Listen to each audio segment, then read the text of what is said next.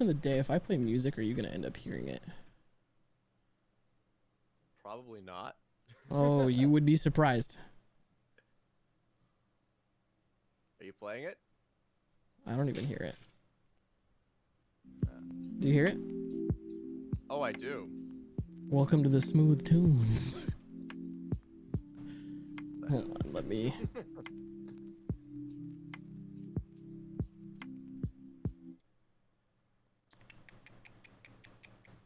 Discord, where'd you go? Ah, it's whatever. They don't need music. Who's on the verge of quitting that might. You stop talking. You go away, video. Okay, now we're in the clear. All right. Anyhow. Oh, is this gonna work? Can you still hear me, Offbeat? Yep. Shit. All right, you're gonna have to. I can still hear you. Yeah. Okay? No. I just like to have a push to mute bind so that way you don't have to hear me talk to chat. No, that's okay. You can talk to chat. Okay. I'm fine with that. The lights are all pink today, Britt. But yeah, we are live. We're live. Yeah. Dope. Okay, I'm gonna link your stream now. I'm Come on, idiots. Get in here. like not mentally prepared for the event that more than we expect of them just arrive. Oh, we're matching colors. We are matching. Your camera is not shown to me on Discord right now. Oh, yeah. It's because it gets super fucking funky. It's because it's going into Streamlabs and it can't go to both at the same time. Really? Unless I do logic capture. Oh, chat's saying that my volume needs to be louder. Okay, I will give them what they desire. They want my sultry tones. All right, chat, how's this? Do I sound crisp? Do I sound Crispy. tasty? Crisp. Look at us in our matching screen. I know. We're so cute. We're so cute and matching. And now we're gonna make matching destroyers. We're gonna for Sir Pfeffers. we're just gonna make something to just completely ruin Pfeffers' time. 5 steps to ruin his day. I like how he suggested the idea of a fucking player group chat to keep secrets from him, and all of us were like, "Ah, no, we don't have that," and then immediately made it. You're like, "Oh, that's a good idea." Well, we're like, that's a pretty fucking good idea, honestly. So, what is the, why don't you explain what we're even doing today? I don't think chat really knows. If chat can figure it out, I would be amazed. But so today Offbeat and I are on a D&D stream together, and Offbeat is the most infamous, or not infamous, that's not a word, infamous power builder that I know. What, you don't think you're infamous? I don't think I'm infamous. I'm infamous, though. I think you're infamous. Because that's the word. So he's gonna help us put together the D&D character that we're gonna be playing, and he's already written it in that we're buddies, so it's only appropriate that he has a hand. Our characters went to college together, and I cheated off of him in college. Mm-hmm. And that's the backstory. And then he didn't rat me out, even though he knew, because he's a homie. Although if you were academically dishonest in your college, you shouldn't be in college. Well, Stay in school, kids. I mean, if you're gonna be a doctor, yeah, no, don't cheat. But like, getting that liberal arts degree. I mean, if you feel the need to cheat on liberal arts, I don't. Maybe college wasn't the move. Yeah, maybe you should be pursuing different employment. Have you heard of trade school? Yeah, look, if you need to cheat on liberal arts, trust me, trade school will probably better serve you. I swear to God, I hold a liberal arts degree. Don't do this to yourself unless you actually enjoy it. Wait, how could you cheat in like an acting degree? Like an acting degree? Yeah, like major specific classes. So I have an acting. So in Canada, we have degrees and diplomas, right? Mm-hmm. A diploma is more something that you might get from a college and get like trade school and whatnot. So like cheating in a diploma program is usually quite hard because it's very hands-on. So I actually have no idea how there wasn't even like in my program that I did, I can't even remember if there was like an academic dishonesty thing for the acting portions, because like how are you supposed to cheat? You It's just not get a like get a it's- really good doppelganger. I mean, I already do look like 90% of people I've ever met. So, I mean, who's Fair. to say? But like for the university stuff, like plagiarism, that stuff is like super common. Oh yeah. But for acting, I don't know if you can figure out a way to be academically dishonest in an acting program. I think that just counts as being a good actor, because that's what I think. Did you ever have any like weird tips and tricks for like hitting page lengths on essays? Not like shady things, more just like gimmicks that I would do. Like I would just like I would just be whenever I would just have like phrase, like whenever I would need to get like a certain number of word length, I would be like, okay, for every argument I should have like a paragraph of text, Mhm. you know, of like to cite my source or whatever. My favorite but, like- move. Yeah, go for it. My favorite move when like we were given page limits instead of word limits. Yeah. Select all the periods and make them like 3 font sizes bigger. It would just add space. That's so dumb. It works though. Like I probably have like through my whole academic career, I have probably enough big periods to fill a book. I was always just way too lazy to figure out how to cheat effectively. I was like, I could figure this out, but also like it should just take the time to figure out how to cheat in order that what it would normally take just to do the damn essay. You Mhm. know what I mean? I'd be like writing an essay on a play that I barely read, and I'd be like, I could cheat, but that's just doing reading, which is what I need to do to write the essay. So, Heard it here first, kids. Cheaters never win. yeah, if you're spending time cheating in liberal arts, you're spending your time wrong. Because come on, it's an easy fucking degree. That's what I say anyway. But anyway, we have a character to build, don't we? That we do. So what do you bring to the table? You said you had ideas. So we're gonna be you play like wizards and shit, right? Yeah. So I was looking at the Order of Scribes gimmick, and I was looking at the naturally like the changing the damage type Mhm. is cool. But as like if you're looking at raw numbers, it's not necessarily useful as like most. It's on page 78 if you're wondering. Okay.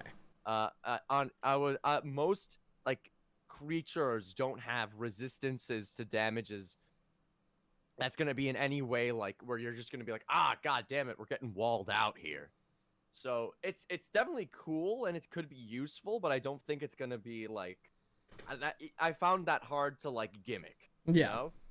But what I did find that you could gimmick was the Manifest Mind, Mm-hmm. which is specifically whenever you cast a wizard spell on your turn, you can cast it as if you were in the spectral mind space instead of your own.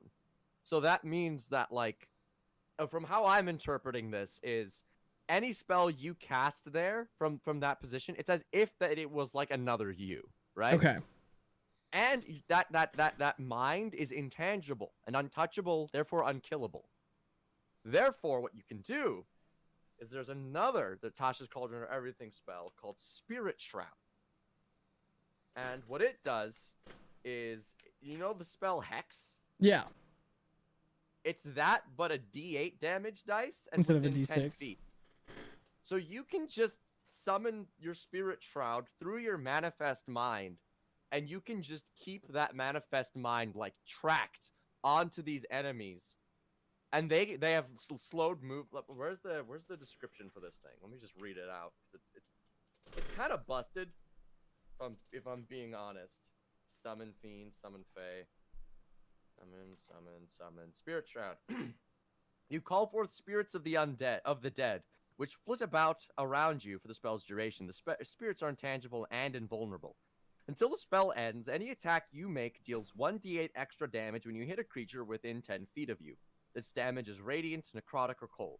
Any creature that takes this damage can't regain hit points until the start of your next turn. In addition, any creature of your choice that you can see that starts its turn within the 10 feet of you has its speed reduced by 10 feet.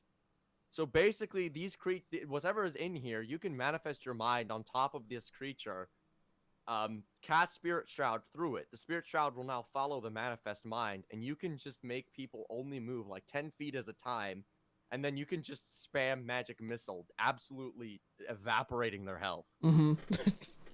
So hold on. Am I while manifested? I can hear and see it has a dark blah blah blah blah. Sort of sees. Can I move it? Is my question. Yes, you can. As a bonus action, Yep. you can cause the Spectral Mind to hover 30 feet to an unoccupied space that you can see, that you or it can see, and it can be no further than 300 feet away. Okay. So it's basically like an intangible version of you. This reminds me of like the heat metal drive-by. where you just roll up on someone, cast heat metal on the armor, and just go away so concentration can't be broken. Yeah. that makes me think of the spike growth cheese grater. You just have What two is that? people with pushing Eldritch Blast on opposite sides of spike growth, and you just push them back and forth. You just ping pong them. Yeah. That's so fucked. Yeah, that's something I've been currently trying to theorize, because we have a ranger in our party, so I'm like, I want to do that to one of Fef's monsters. That's and also another thing you could do is have Thorn Whip as well, because someone can pull and push, and mm-hmm. so. But you said you're looking at 2 levels of fighter as well, right? Well, we need the double fireball. Yeah, I agree. I think every wizard can do. Fun fact. Okay, I'm just gonna say this. I don't know if you have any shitters in chat tonight, but let me read you out the most misquoted rule in Dungeons and Dragons. And you can pull this on your friends. People don't freaking know how this works. Okay, everyone misquotes this. A spell cast with a bonus action is especially swift. You must use a bonus action on your turn to cast a spell, provided you haven't already taken a bonus action this turn. You can't cast another spell during the same turn except for a cantrip with a casting time of 1 action. That only pertains to when you cast spells with bonus actions! Stop saying you can't use Action Surge to cast other leveled spells! Please! Anyway, that was my rant. I'm sorry. I've had that building up for like 5 days. Well, I mean, you have the army of people on fucking TikTok who scream that at you in your comments. Oh my god, they're so annoying. It's like, oh man, if only they could. They'd be really upset at me if they could read. But 2 levels in fighter, I think, is good. I think what you can also use to gimmick that even more is So, for what have you thought about a fighting style that you might take? Because you're gonna get one of those. Oh god, I didn't even realize I was gonna get one at level 2. You get one at level. You get a fighting style at level 1. Fighters are dumb. Fighters are stupid. They're the best class in D&D, other than wizard. I'd say they're second. The utility of like, wizard is just so nutty. Yeah, you can wizards can just solve all your problems. They can be better fighters than fighters. Wait, how? Like in melee? Yeah, get Tensor's Transformation from Zanny's Guide.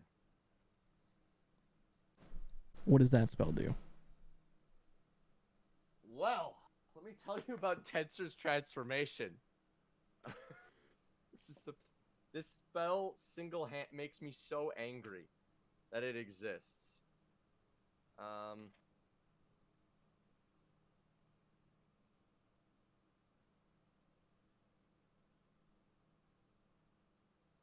Temple. Tensor's Transformation. You endow yourself with endurance and martial prowess fueled by magic. Until the spell ends, you can't cast spells, and you gain the following benefits. You gain 50 temporary hit points. If any of these remain when the spell ends, they are lost. You have advantage on attack rolls that you make with simple and martial weapons. When you hit a target with a weapon attack, that target takes an extra 2d12 force damage. You have proficiency with all armor, shield, simple weapons, and martial weapons. But it You just have turns you into a proficiency- fighter. Yeah, you have proficiency with strength and con saves. You can attack twice instead of once when you take the attack action on your turn. Immediately after spell ends, you must succeed on a DC 15 con save or suffer 1 level of exhaustion. But like, busted. That's crazy. Yeah, pairs super well with action surge. It's a 6th level spell. Okay. So how are my proficiencies gonna line up? Am I gonna be a wizard that's proficient in all weapons and armor because the first 2 levels in fighter? I believe so. You should. Let me just make sure Let me just check on the multi-class table in the player's handbook. Because what I'm thinking is, if that's the case, then does that mean if I take Warcaster as a feat, that I can just exist with a sword and shield at the same time? You will have proficiency in light armor, medium shield, medium armor, shields, simple weapons, and martial weapons. So yeah. If you take Warcaster, you can just kind of like vibe. Yeah. Because then I can do all my semantic shit with my hands full. But it doesn't say anything about armor. You can also, if you have like my character is a hexblade singer fighter. So like if you are casting a spell that requires material components as well, your arcane focus can be used for the somatics as well. Okay. So that's something else to consider. So you're looking at the PHB fighting styles. Those are all Ds, but another fighting the Tasha's Cauldron of Everything fighting styles are pretty busted too. I think you should What page are those on? Huh? What page are those on? Those are going to be on page 41.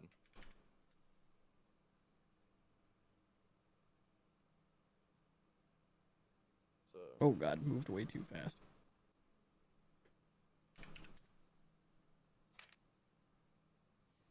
Okay. What are we working with here? Blind fighting, interception. So blind fighting will give you blind sight within 10 feet. And with the manifest mind, you can see as if you were There. there. So you effectively have 2 spots where you have blind sight. That might be the move. What are the other ones? With interception so and superior. interception is like okay, it's more for a defense-based thing. It's like you can reduce it if someone within a few feet of you takes damage, you can reduce the damage. Okay. Superior technique gives you battle master techniques. I don't think it's going to be terribly useful to you, but it's something to consider. Thrown weapon fighting, you can throw shit. Unarmed fighting, you can punch shit. Okay. Yeah. That's like whatever. The blind one's definitely the play there then. Blind fighting is kind of nutty. If you take blind fighting, we're gonna turn my and then wizard into you'll like a get- bat.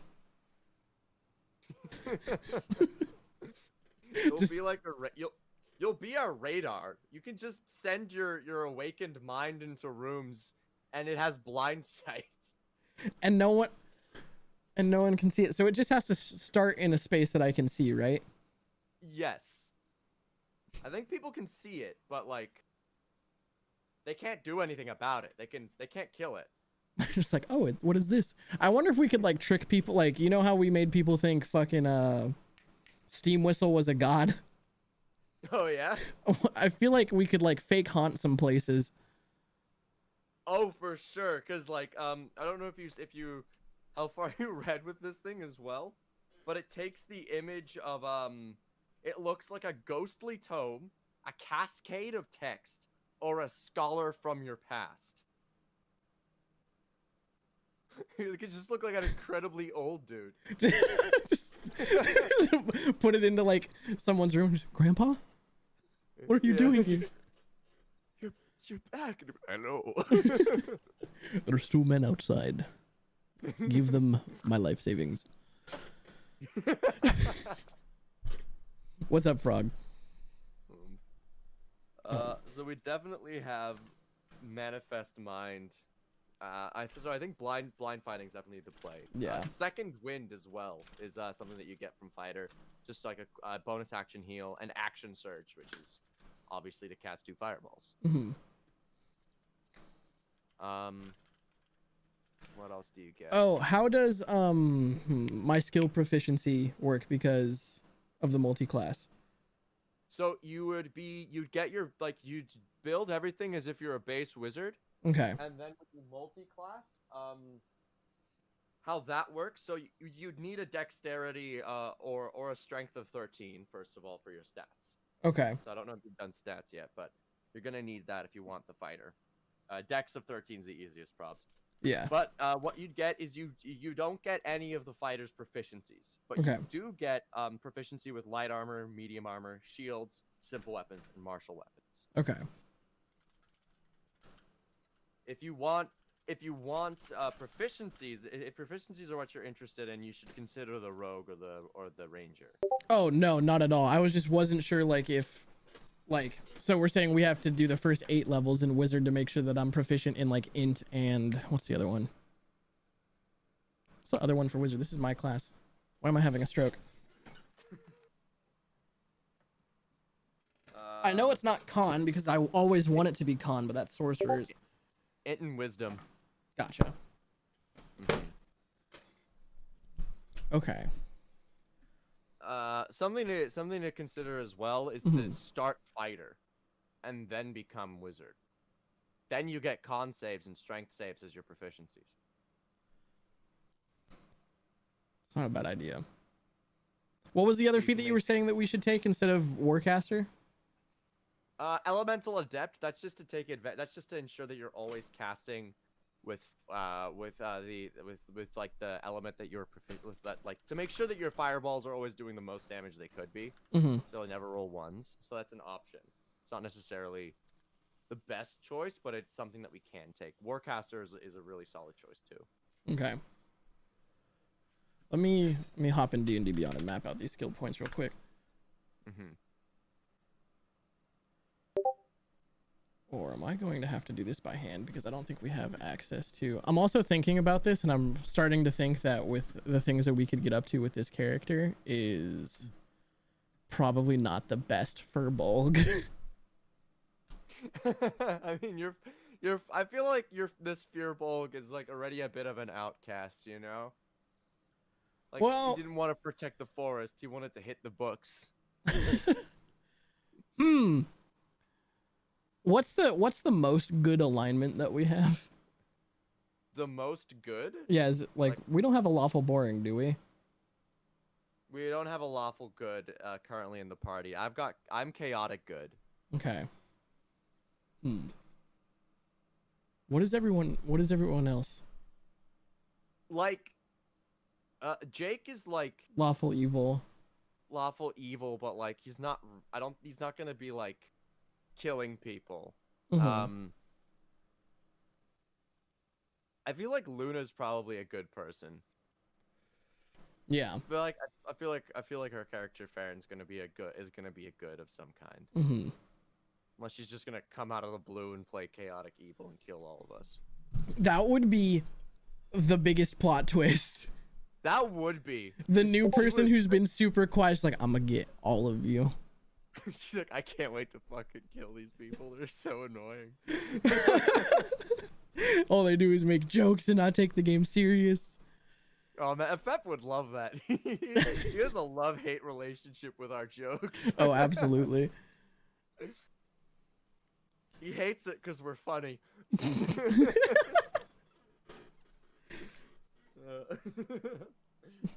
The fucking crack holes, man. The crack flats. The crack flat. Iceberg, Florida. The coal mines. I still feel kind of bad for how Fef was like, hey guys, look at this map that I put a lot of effort in, and we were just like, fuck your map, dude. I mean, I kind of feel bad, but at the same time, it was really funny. It really was. It was Asking slightly reserved Pfeffers if he wanted to see my sulfur hole was a damn good time. love Fef, but he's super easy to knock off his kilter because he gets his memes from iFunny, man. Nothing will make me more upset than that. I know. The second I realized that, I was like, bro, this guy is like 3 years behind every single thing I'm about to say. This man's gonna think I'm funny as hell. Maybe that's why he likes us so much. He doesn't realize that we're just reposting shit. He's gonna get like it's gonna be like 5 years down the line if the memes are finally gonna get to iFunny. He's gonna be like, wait a minute. No, we're gonna convince him to move off of iFunny to Reddit. He's like, guys, you're not original at all. Yeah, he's gonna. All your memes are from OKBR. They have been.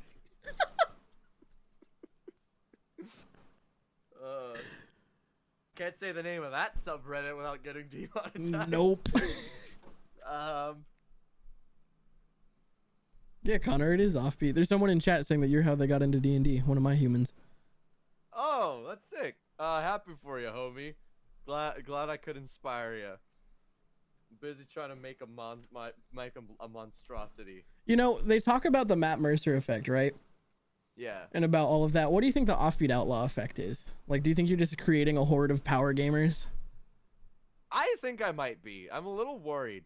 I'm curious to see like what effect I will have on D&D. I feel like my effect is small right now, but it's definitely creating more of an interest in like at least within the circles I swim in making powerful characters and taking advantage of the systems that are in place in D&D. It's at least that's what I've been seeing. I could just be an incredible echo chamber with my own people. Well, I mean, TikTok fucking shoves you into an echo chamber whether you like it or not with how the algorithm works. Oh yeah, you just get slapped into an echo chamber no matter what you do. Sometimes I get concerned with what's in my echo chamber. But You're like, wait, do I really like this? The math like, says I do. It must be true. Is the yeah, seriously.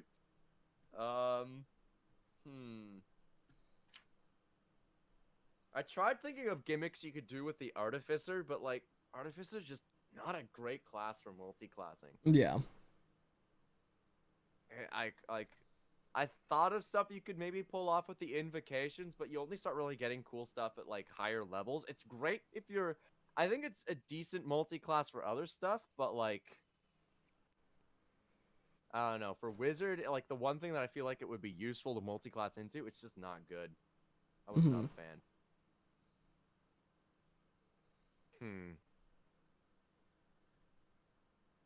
I'm still really trying to think about how the whole Furbolg code is gonna work with this character. Well, like I was looking at Volos, and it says like Firbolgs who would venture were typically outcast anyway, right? Yeah. So if you're playing it like stereotypical Firbolg, like you could be like a ready like kind of like you're already a bit of an outsider to the Firbolg. So I feel like the Firbolg code for this character is probably like it's like yeah, it's there, flexible. But yeah, it's like a Christian when they turn 18, you know. I'm a cafeteria Furbolg. Yeah. on only at Easter and Christmas. Honestly, it's probably why our characters got along as well, because like I feel like I probably got you back in touch with your Firbolgness, because my guy's very much back to monkey. So why does Thud the stabby dude want to make everyone back to monkey? Does he just want more people to worship him, or? So basically, like, the lore as it goes so far is like, so at some point in time, he just kind of was like, I'm tired of being a god, I'm gonna take a nap. And then when he woke up in modern history, and he was like, oh, this shit sucks. And he was upset because everyone's like living in high society, and he's like, this isn't natural. I want to be monkey. And so then he's like back when people were scared and running for their lives, that's when people needed me. That's when people were living. Is he running on a Make Kyoll Great Again platform? I mean, maybe. Oh my god, why are my max hit points yes too? Man of all yes men, he's like, yeah, that sounds like a good idea. I don't know. Fair enough. Yeah, fair enough. He makes some good points. Makes some solid points right there. So. All right, point by. Okay. Wait, so if I put my, if I start with my first 2 levels in fighter, I don't need to hit that 13 dex, do I? You have to maintain it if you want a multi-class. Okay. So you have to have at least 13 dex if you want that. Okay. So for your starting stats, you should have at least a 13 in dex and a 13 in intelligence in order to multi-class whenever you want to.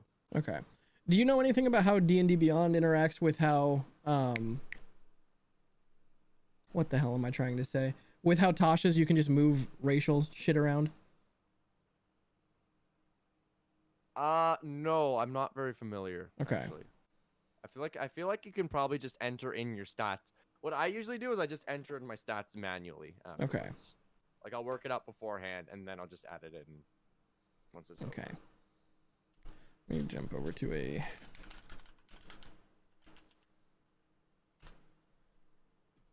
there it is, chicken dinner. My beautiful chicken dinner. Select race. Where's my furbolg boy? Are you doing a custom lineage with your Fearbulk?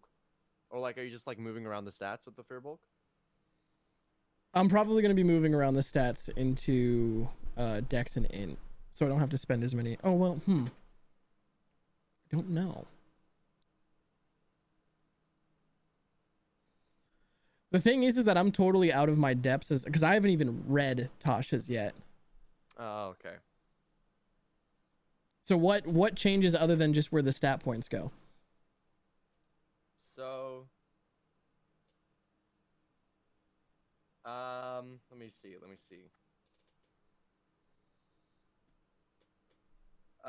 Whatever D&D race you choose for your character, you get a trait called the ability score increase. This increase, it reflects an archetypal bit of excellence in the adventurers of this kind in D&D's past. For example, if you're a dwarf, your con increases by 2, because dwarf heroes in D&D are often exceptionally tough. This increase doesn't apply to every dwarf, just to dwarf adventurers, and it exists to reinforce an archetype. That reinforcement is appropriate if you want to lean into the archetype, but it's unhelpful if your character doesn't conform to the archetype. If you'd like your character to follow their own path, you may ignore your ability score increase trait and assign ability score increases tailored to your character. Here's how you do it. Take any ability score increase you gain in your race or subrace and apply it to any ability score of your choice. If you gain more than 1, you can't apply those increases to the same score, and you can't increase the score above 20. Okay. It's like a Fearbulk, I think, gets like wisdom and something. Yeah, it is. It's a 2-1. It's 2-1 wisdom strength. That's easy. We can just put that 2-1 wherever. Yeah, so you could literally put that 2 in an int and then that 1 in dex. Perfect. Yeah. So.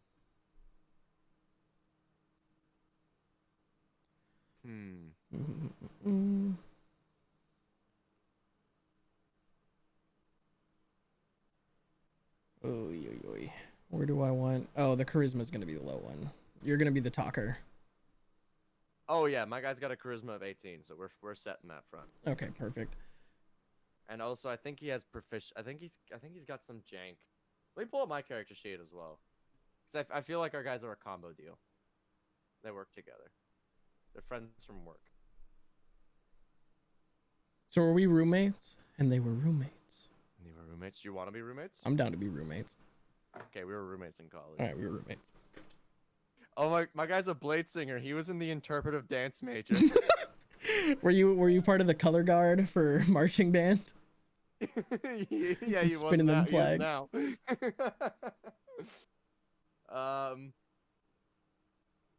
Yeah, I've got an 18 in charisma, an 8 in intimidation, an 8 in performance, and an 8 in deception. Okay. 4 in persuasion. I didn't put proficiency in persuasion, but like, whatever.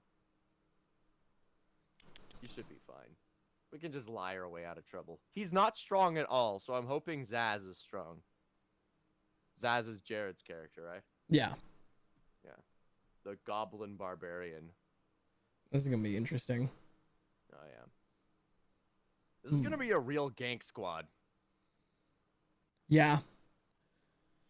I'm curious to see, because Pfeffer said he was going to be cranking it up a notch, but I still feel like we just kind of walk into stuff and just go bonk. No, things are gonna absolutely evaporate. Ballad Boy, who I think's in chat right now, he DM'd my character in like a trial run that was supposedly a deadly encounter for my character, 1v3. My character still won with half their health remaining. Like, I don't... Oh, boy. Fef is not going to be prepared for this.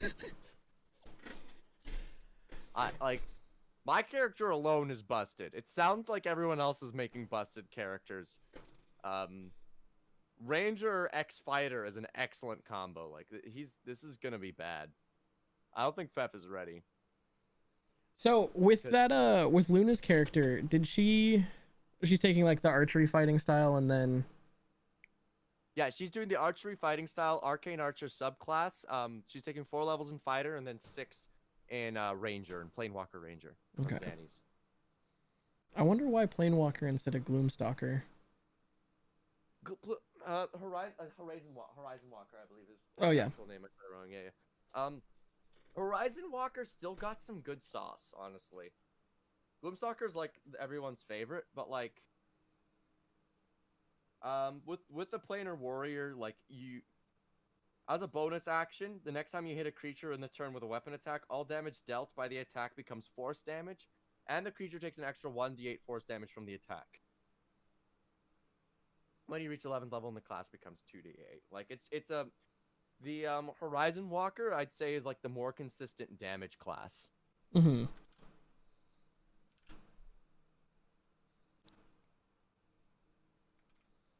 So, a Gloomstalker is like the stealth ambusher class, though. It's still really good.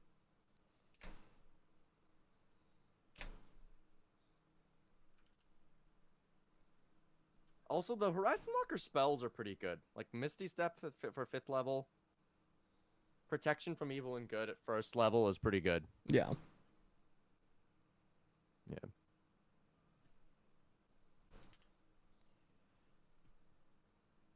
We're working with 12 and 8. Okay. Well, we did not put any points into any of the extra things. The starting spread is 10 strength, 13 dex, 14 con, 17 int, 12 wisdom, and 8 charisma. That's fantastic. Sounds like a character. All right. So now here comes the real question. Do we start with fighter or do we start with wizard? I think we start with fighter, so that way I don't have to take a feat to get proficiency on my concentration checks. Fair enough. Yeah. Fair enough. What would be the benefit of going wizard first? The benefit... Let me get my book. The benefit of going wizard first, you don't... the benefit of going wizard first is it's a strange one. So you will not be able to get like the skill choices if you don't go wizard first.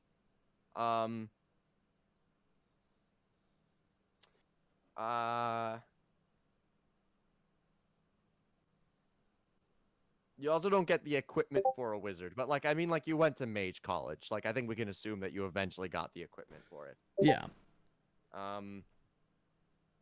You also miss out on intelligence saves. Being proficient in those. Oh god, that means we're gonna be susceptible to a feeble mind. We are gonna be susceptible to feeble minds. I mean, you are still gonna have like +4 or +5 in your intelligence saves. Yeah, but we could have +10. Yeah, that's the other thing we need to consider. So wait, okay, so then with like my spell casting ability, would I still add proficiency to that? Or would I? Yes. Okay. Like all that other stuff would still be fine. It's just it's your saving throws would be worse. Your saving throws would be different, I guess I should say. It depends on what we're going up against. Yeah. I feel like it might actually be better to do the wizard then, so that I'm a little bit more typecasted, because we have a frontliner. Yeah. I started fighter first, so I've got proficiency in con saves and stuff. And also with Blade Singer, I've got what's it called? I have advantage on those con saves while blade singing, so. Discord, hush.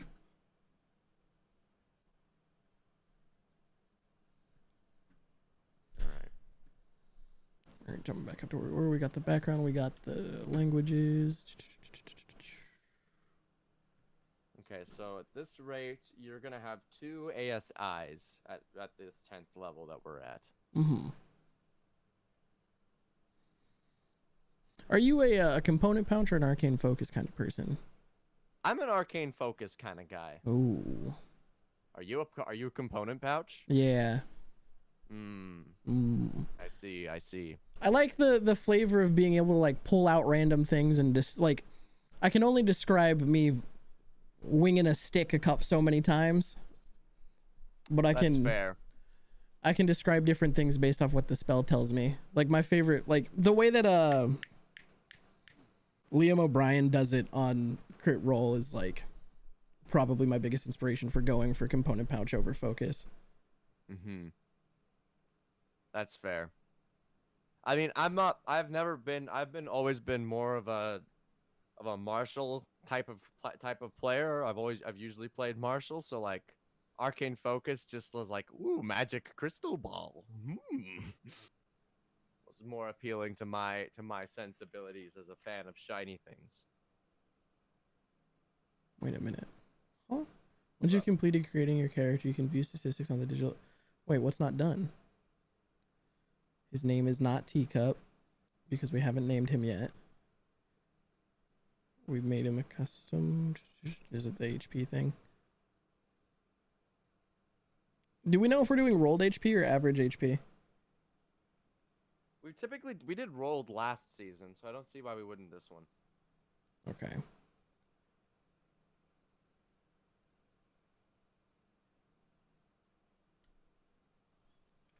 I can do that off camera. What am I missing? D&D Beyond. Wait, your saving throws. Your saving throws. Your wait.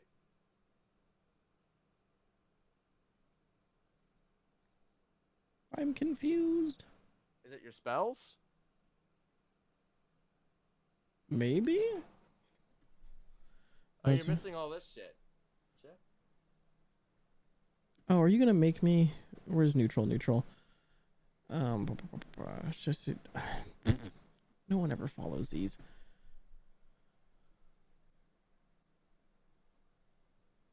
I'm gonna do random because I just want to put my own in. Fair Except for that one, I judge others harshly. Well, hold on, let me before I just throw them all out the window. Would die to recover an ancient relic? I will someday get revenge on the corrupt temple. Nope.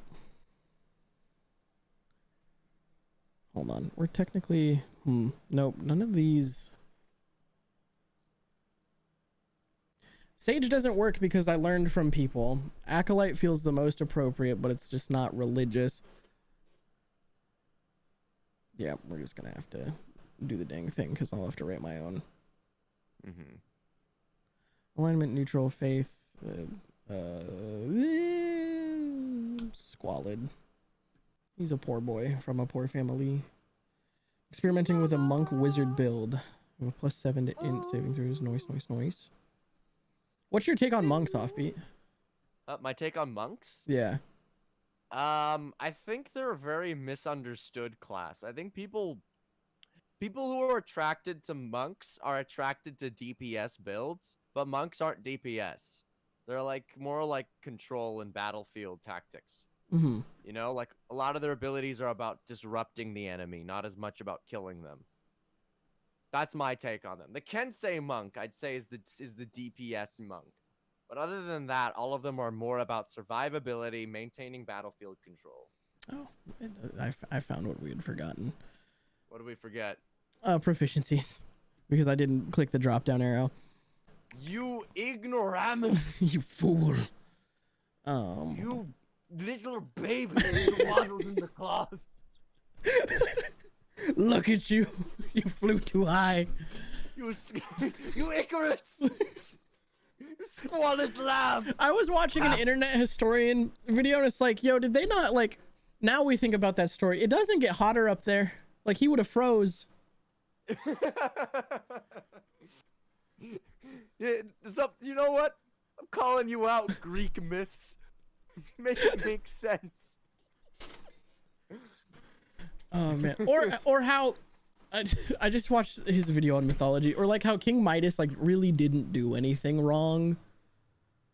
Like he just didn't put in a loophole and he starved to death. he didn't use it. He just didn't think he would get fucked that hard. Mm-hmm. I do wonder though, like if Midas, right? Like, do you think he tried like grabbing a fork and being like, oh no, it turned into gold, and then stabbing like an apple with the fork and then eating it? Because like they don't really specify if it's just any bit of him, because like otherwise his clothes would turn to gold, the ground underneath him would. I think what we have here is a situation where once again we are shown a being with incredible power who I think just gave up. He just quit. I think he was done. He was like, wow, I'm a fucking homunculus. This is a disaster. I can never make love. I can never like eat food with my hands ever again. What have I done to myself? I'm a monster. And then he just gave up. That's what I think. It's my hot take on Midas. You Poor man. golden boy. What? This is interesting. What are you deciding? Well, no, I'm not being allowed to access Pfeffer's books. So I'm gonna have to handwrite my sheet. But I can use this as a starting point. Have you started? Has he started the campaign and invited you yet? Yeah, like I'm in here. He has to manually give you access. He may not have done that. Okay. Were there any feats that were essential to this? Or are we just all gonna be alert? No. Very possible. None of the new feats, but would you want to add a feat? Do you feel like this build can do with a feat? If anything, Warcaster, but my con's already gonna be pretty beefy. Yeah. And like you're not gonna be in the front line Yeah. unless unless you slap on Tensor's transformation, in which case it's not gonna be an issue. I think I feel pretty good about coming in with a 20 intelligence. Big brainy boy. While you studied the books, I studied the blade. You studied the gab. I talked to my knife like a cool boy. Did you ever tell me about the knife that you talked to, or do I just like think you just like... How much do I know? I think I let you in on like, yo, I know like everyone just kind of thinks like it's just a quirky thing I do where I like personify this knife, but this is actually a sentient thing. I don't know what it is. It keeps telling me its name is Thude. It tells me it's a god. Part of me feels like I would have like taken you to like the fucking hospital wing and they were like, I don't know, man, he looks normal. Yeah, I would have been perfectly sensible. Like his entire thing is like he's a perfectly nice boy. Like he's like everyone's like, oh, I know Ziller. He's great. I love Ziller. And everyone's like, oh man, he's the greatest. But then he's like, yo, you want to go like set fire to something? We're gonna commit arson. Want to commit arson? I want to commit arson tonight. He's literally just the Elmo fire gif. Yes! Fire! But ye. My struggles with D&D Beyond. All right, hold on. Let me check my notes, make sure I got everything right. So we're doing 2 levels in fighter. We're taking the blind fighting style. We're not taking any feats. All right, this guy will be good. D&D Beyond is just deciding it hates me, because now it's as it is wont to. Because it won't let me make my boy. Have you selected your background yet? Yeah, we went with Acolyte, and then we added all the Okay. little bonus things. None of this says that it's mandatory.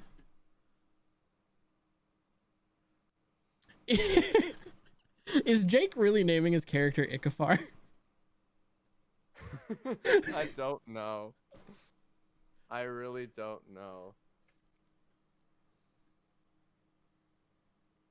What do you mean once I have completed? Wait,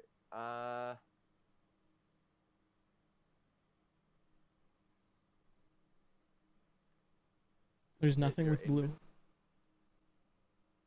Okay, all the way back to the beginning. This is what we allowed. have you selected your inventory? Yeah. Right. Where'd it go? Here.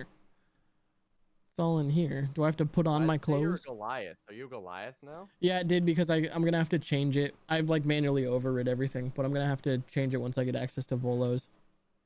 This is why, I mean, I'm If you probably... have access to Goliath, you should have access to Fearbold. They're in the doesn't- same book. Yeah, I know, it doesn't make sense. But look, hold on, let me go. Change race. I have Goliath, but I don't have Fearbolg. That is weird. But I as have hell. Genasi. What? It doesn't make sense. You have asset. You just don't have Fearbolt. That's the only one. It just knows that's what I want. What the hell is going on with your D&D Beyond, man? I have no idea. It says I have access to the PHB and Elemental Evils Player's Companion, and I don't even know what that book is.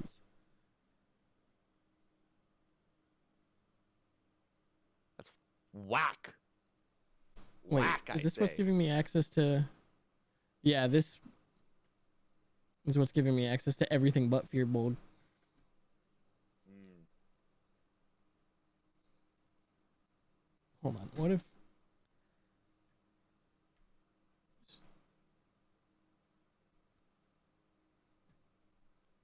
Just throw that on in there. Can I make my boy now? No. Unavailable, character incomplete. What is it? Have you picked all your equipment? Yeah. I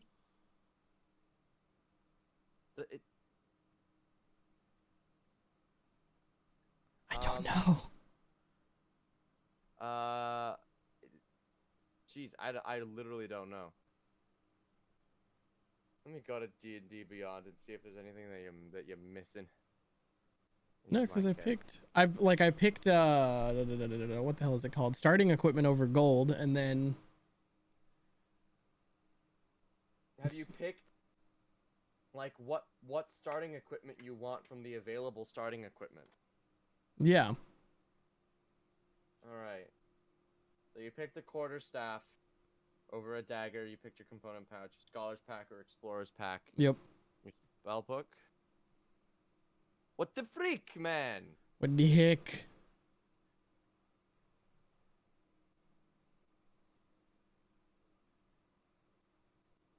Did I just break D&D Beyond? Is that just what we've done today? No, I don't think it's that jank. I think it's something you screwed up. Probably.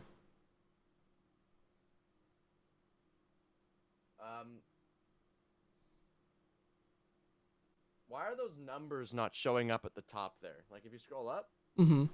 Why are those numbers not showing up? Like the strength, dexterity, con, intelligence, wisdom, charisma. Yeah, that might be it.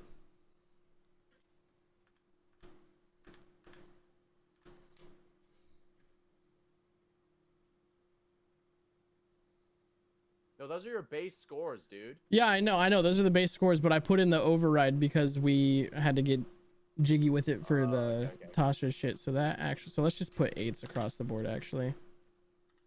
Yeah, just in case it doesn't jank anything up. I think I might have already gone back to monkey because I'm pretty sure that was it. Yep. Was that it? Yep, that was it. Oh my god. We're geniuses. Ooh, fucking monkey brains right now. All right. Well, we'll have to get. Let me DM Pfeffers real quick. Yeah.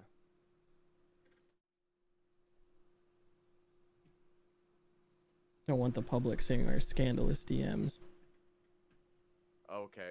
Oh, you are in Rafiki's spot, and it. Yo. I'm like squished too. I don't know why that looks like that. Hold on, to make him normal. Wait. I want like just my hair to be visible in the thing. There you go. Oh, Pfeffers is fucking starting a super spreader event. He's not gonna talk to us. Oh right, that's true. He's in fucking Florida. What a monkey, man. He's Why? helping Thude. Huh? Said he's helping Thude, setting us back. Man. He really is setting us back like 30 years. Oh man. This is why I decided. That was when I decided. I was like, gloves are off. I don't care what he's putting at us. It's dying in turn 2. It's dying frame 1. I mean, I can't really talk because I'm going to Arizona in 2 weeks. I'm killing you after that. But I'm not like going to I'm not going to a theme park. I'm going to my friend's house. Still jank. Still jank. I'm still gonna make fun of you. Fair enough. I'm gonna call you like COVID like 10. Like not as bad. Pfeffer, she's probably getting COVID 30. You know? This is fair enough. I've been stuck in this goddamn apartment. I've been stuck in this beige ass room for years. Look what happens when I turn off these lights. Beige. Horrible. Absolutely horrible. How far away is your ring light from you? It's like 2 feet. Okay. Why? Oh no, I just need to figure out a way to get my ring light closer because mine's like 5 feet and above me.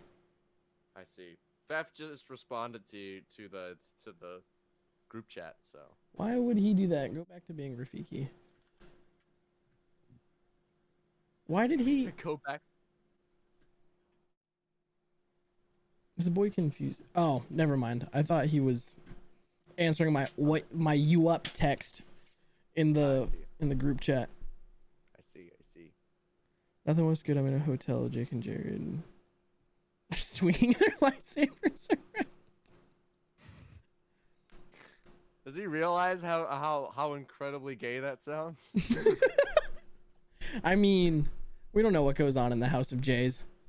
That's true. I mean, like, hey, they do them. If that's what they want to do, like, power to them. Just want to make sure they know what they're saying. Like, oh yeah, I slipped a long shaft up his ass. What? What? Like, nah, they're just playing pool, and we slipped. Dear Lord. All right, we should pick spells for this boy, shouldn't we? Oh yeah, that is something that wizards do. Yeah, they But I'm not gonna have access to the books. Okay, hold on. This is what notepads are for. Yeah. But D&D Beyond can tell me how many spells I have access to. Have you heard about that stupid discourse on TikTok where people are all like, "Hey, yeah, my outcast is an 11-4." I've seen Like, it. no. Stupid. It's bars of 4/4 and then 1 bar of 2/4. Like 1, 2, 3, 4, 1, 2, 3. But wouldn't that just like be the same thing? It's just like a weird, like counting it in 11/4 doesn't make sense. It just breaks up the how it feels, you know? Like there are songs with stupid time signatures, like Keep It Greasy by Frank Zappa has a song in 1916. Yep. So like that's dumb. That's a time signature that they had to play. But Hey Ya by Outkast is not that. Even before the song starts, they go like 1, 2, 3, yeah. Oh, baby, got a mess around. No. They what they don't tell you is that they counted all the way to 11, but they just edited in the ad lib. 1, 2, 3. Pfeffers has arrived. He's arrived in chat. What's going He's on here. here? Nothing, Pfeffers. I'm Don't just worry about it. making your worst nightmare. Breakfast. Hey, Pfeff, remember how I was going to be the one character that wasn't multi-classed and complicated? That has since changed. We added fighter. We added 2 levels of fighter. 2 levels in fighter. So I think everybody has action surge now. Wait. Except Jake and Jared. 3 out of the 5 people have action surge now. That's scuffed. Just, Dude, we're good. Well, if okay, so like just for like some quick damage calcs, not to give away too much. You're a wizard, right? So you can cast stuff up to a max level at this current time, 4th level. So if you were to say take magic missile, if you cast Spirit Shroud as your bonus action on the opponent, and then cast magic missile,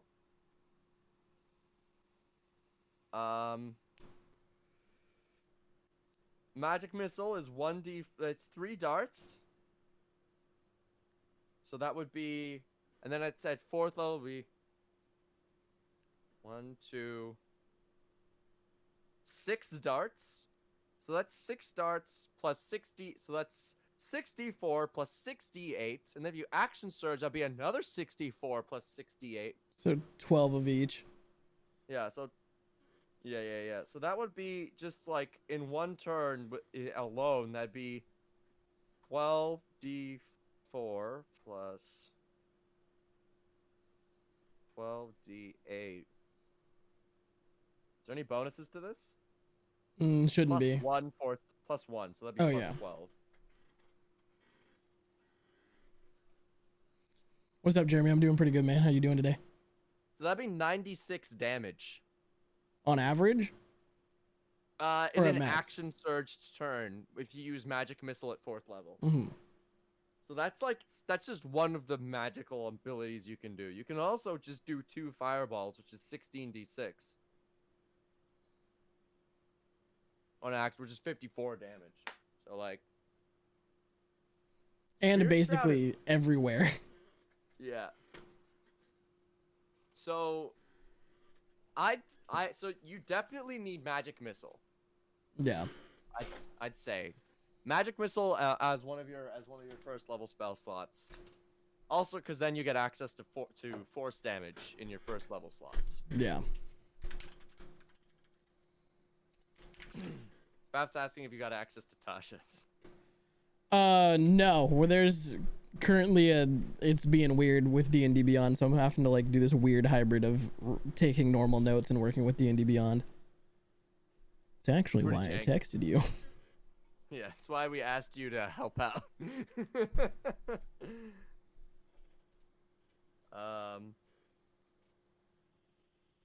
Do you have 4 cantrips, right?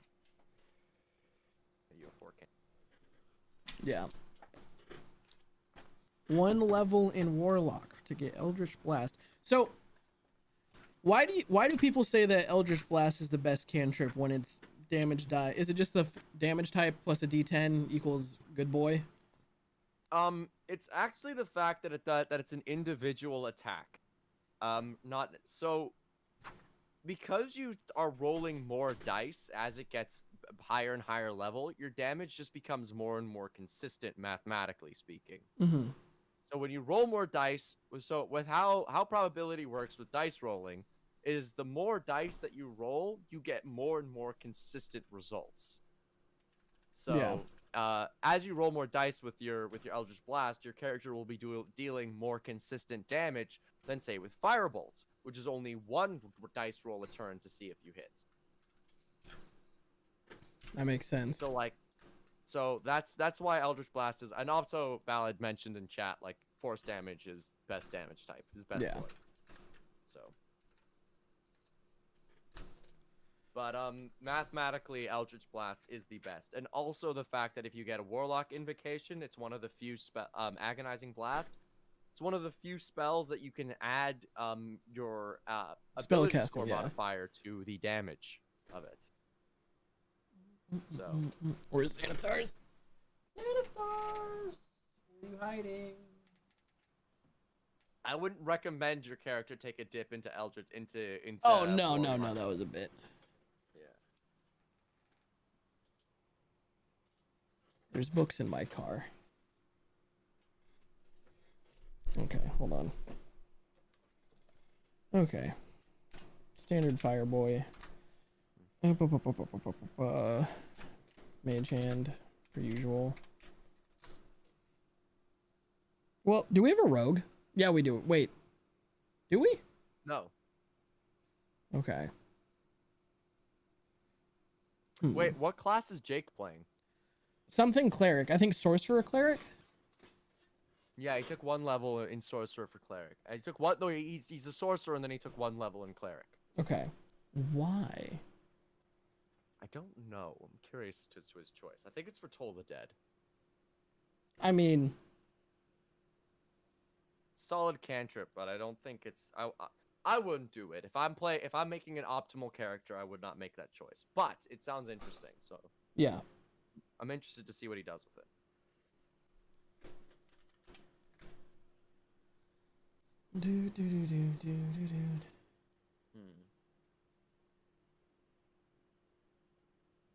Oh, I'm gonna have to take a light thing. Do we have any boys who don't have dark vision? What is Luna's race? God damn it, I don't know. I don't have dark vision either, so. Okay, so I'll bring a light thing. Yeah. 4 cantrips, 11 prepared, but how many known?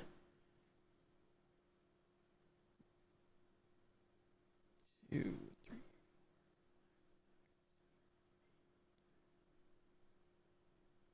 Tell me how many I can learn.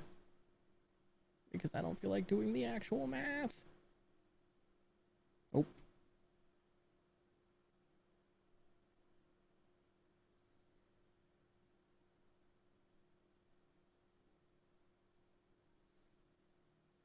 Dear Lord. This feels so good. Oh my god, I can know so many fucking things. We have 35 spells to play with. 35? 35. And I have them at 17 in. Yeah, Raz has some rogue, and okay, she's a human variant. Okay, Luna's a human variant, so I'll take light for you plebs without magic eyes. Thanks. I'm eventually gonna take the Devil Sight Invocation, depending on how many levels I take in Warlock, but I'm also considering taking the pushing thing for Eldritch Blast so we can do the spike. The ping pong. Yeah. If you take Lightning Lure as a cantrip as well, you can pull people and we can do the cheese grater. Wait, what book is that in? Tasha.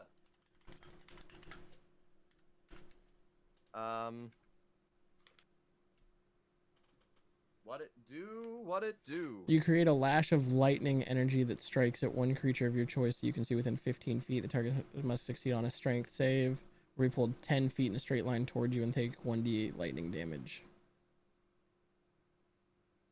Cheese grater. I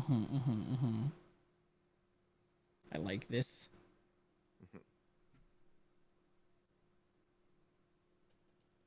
We'd have Depends to. if it depends if Luna took spike growth though. Yeah, That's one we'll of the have to talk spells. to her about it.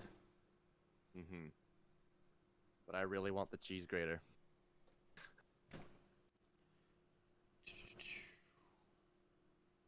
35 spells? What do we take even? I don't know. Spirit Shroud for 3rd level at for sure. Yeah. Spirit Shroud and Magic Missile. Fireball. Take Chromatic Orb. Just so that you can have access to literally every damage type then. Yeah. How often can I change the damage types of spells with the subclass thing? Is that a... Let me check. just because I'm cool?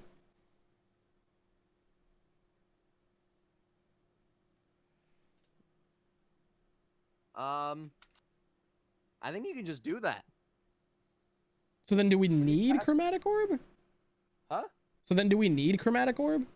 No, I'm saying just slap on a Chromatic Orb because then we don't need to think about damage types when picking the rest of your spells.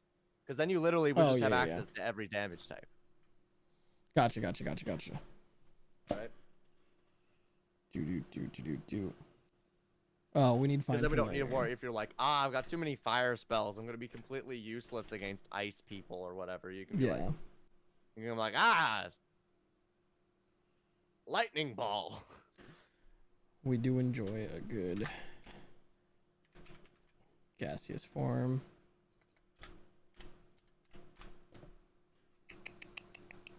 We need shield, which is 1st level. Yep. Mage armor, maybe? Not a bad idea. I like that because I can also put it on other people. Oh, well, I don't think we're going to have anyone else who can use it. I already have mage armor, so. Okay.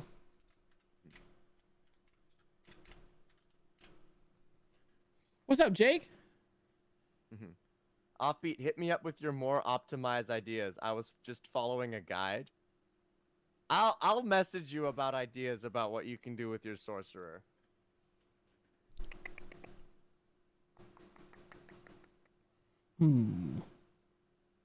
Has Flaming Sphere ever worked for anyone ever? I was in a camp. If you're in an enclosed space, it's pretty useful. But I don't think it's the best for us. Yeah. I think there's too many of us to be useful. Where are they hiding Dimension Door from me? That's not that high of a level spell. Where's there it is, 4th level. Where are my typical?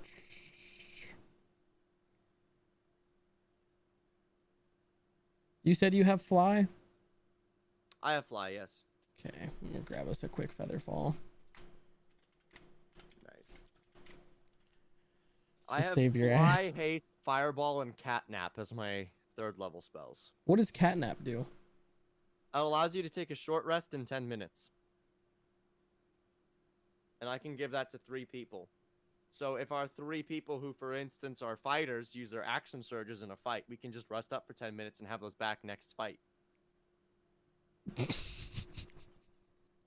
And also, because we are wizards, we can recover 2 of our spell slots. And because I'm a warlock, I can also recover some more spell slots.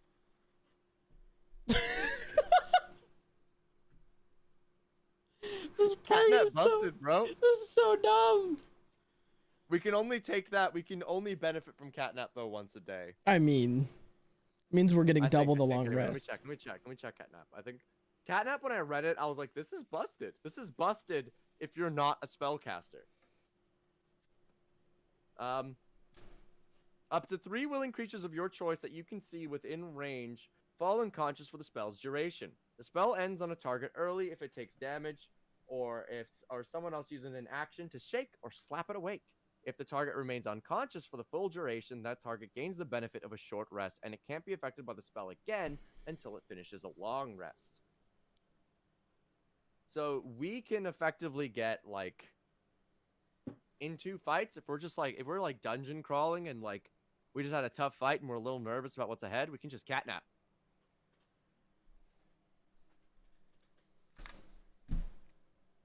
So like that's fun. That's pretty hype. Yeah, catnap type. I have Phantasmal Force for one of my second levels. Detect Thoughts, Invisibility, Enlarge, Reduce, Shatter, and Hold Person. And then first levels, I got Tensor's Floating Disc, Catapult, Absorb Elements, Shield, Mage Armor, and then for my Warlock spells, Hellish Rebuke, and Hex. Okay, how do your spell slots work? So Warlock spell slots and Wizard spell slots are tracked separately. Okay.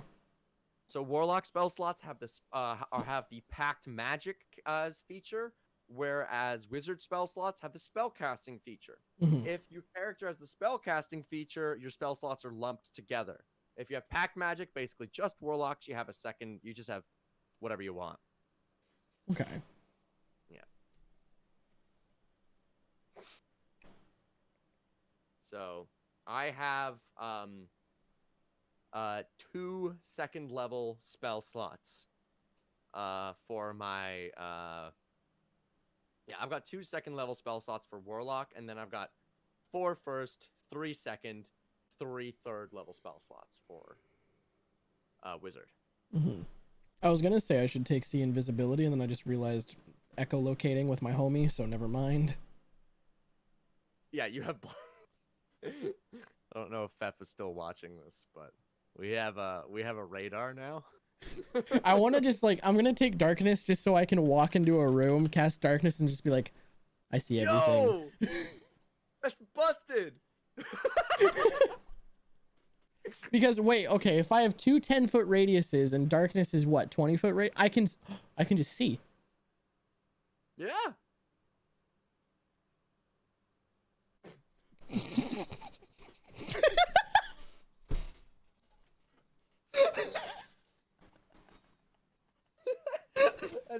That is blind sight. We're gonna get ganked by something and be like, guys, don't worry about it, I got it. Oof.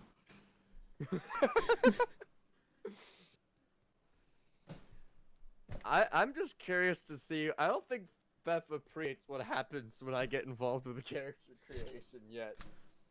I've made some stupid stuff. I also love that it's not like we didn't make a huge change. We only just pulled 2 levels and put it somewhere else.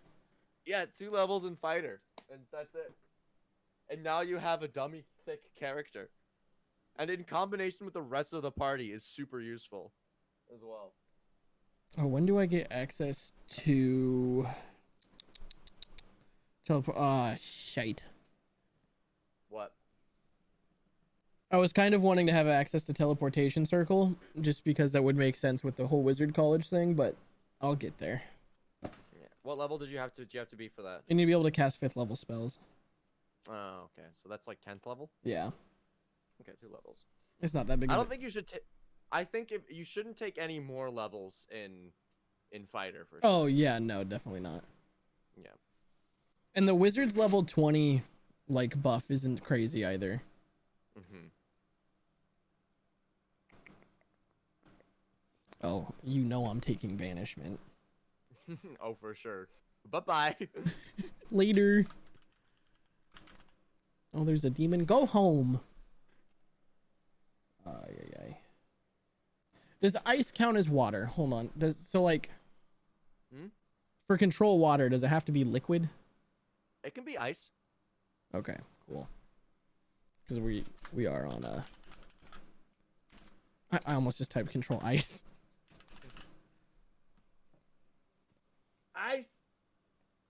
One time when I was DMing, I was DMing for a group of new players, and one of them just really confidently told me that they could cast Blight while they were a level 4 wizard in a boss fight, and I didn't look up the spell. I just trusted my homie.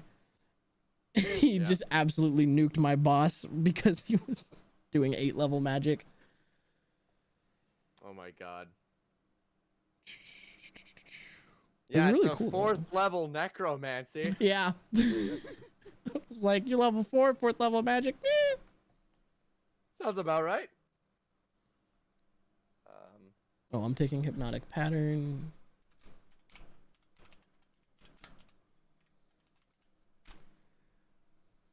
Okay, so far, what are we working with? We've got, for cantrips, we've got the handy dandy firebolt, mage hand, prestidigitation, dancing lights. Then at level 1, we've got magic missile, chromatic orb, find familiar, shield, mage armor, featherfall. That's 6. Then suggestion, hold person, darkness, spirit shroud, fireball, gas form, fear, hypnotic pattern, dimension door, banishment, control water. I need more big control thingies. Oh, we live in Boom? more like Yvard's black tentacles types.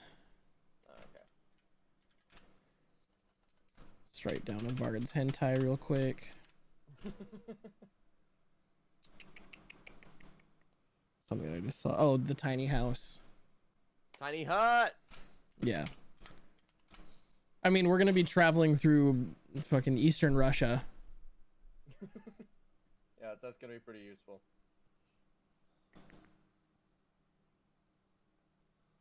I need to figure out a way to where I can keep Jake Snake Boy warm.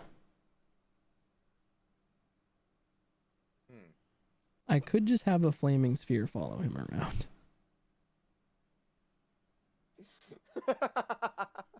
That's so dumb though, but it's kind of great. He just has to walk in the back. What's up, Blue? It goes good. What level is slow? Ballad? Unless I can find... Oh, there we go. It's at 3rd. Slow is pretty good. Yeah. You have detect thoughts and you're the talker, so that makes more sense. Phantasmal Killer at 4th level. Oh, You know that one? I do. I need to take Wall of Fire as well.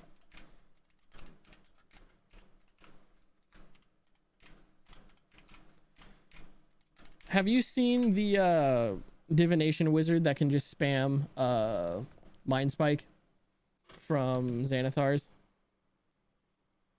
No, how does that work? So divination wizards can like recycle spell slots for every time they cast a divination spell. Yeah? So like if you cast a 4th level spell slot to cast a divination spell, you can regain a 2nd level spell slot. Mm-hmm.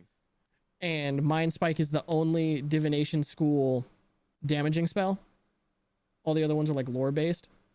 Oh yeah? So if you start at the top of your spell level, you get like an effect. If you only cast this spell, you get like an effectively tripled number of spell slots because every time you cast it at the highest level, you regain the bottom ones.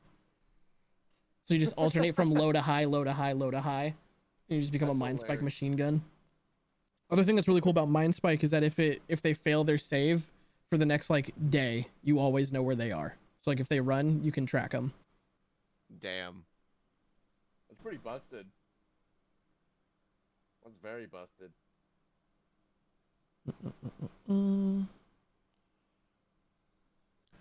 What are we lacking in? We still barely have. We only have 3 2nd levels. We need more of these boys. You have Misty Step? I don't know how I didn't grab Misty Step, but we need that. Also, is Thunder Step 3rd level? Let me check.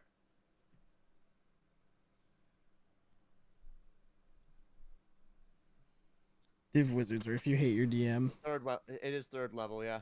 Okay.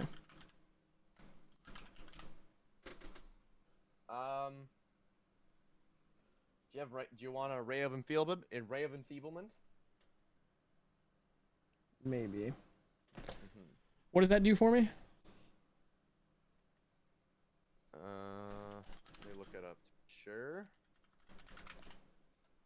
Black beam of enervating energy springs from your finger towards a creature within range. The range is 60 feet, 1 action, concentration up to a minute. Make a ranged spell attack against a target. On a hit, the target deals only half damage with the weapon attacks that use strength until the spell ends. At the end of each target's turns, it can make a con save against the spell. On success, the spell ends. Okay. Do we have... Jake, if Jake's still in here, he can answer this if his character has it. But do any of us have rope trick? It would be me, you, or Jake. That's the one where you open a little pocket dimension and you can just kind of throw everyone in it and wait out for a little bit. No, I don't have rope trick. Okay.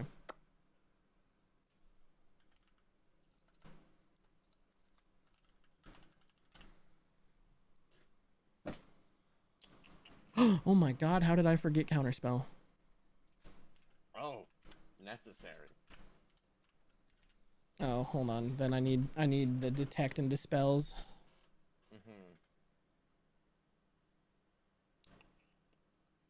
Wait, where's detect magic?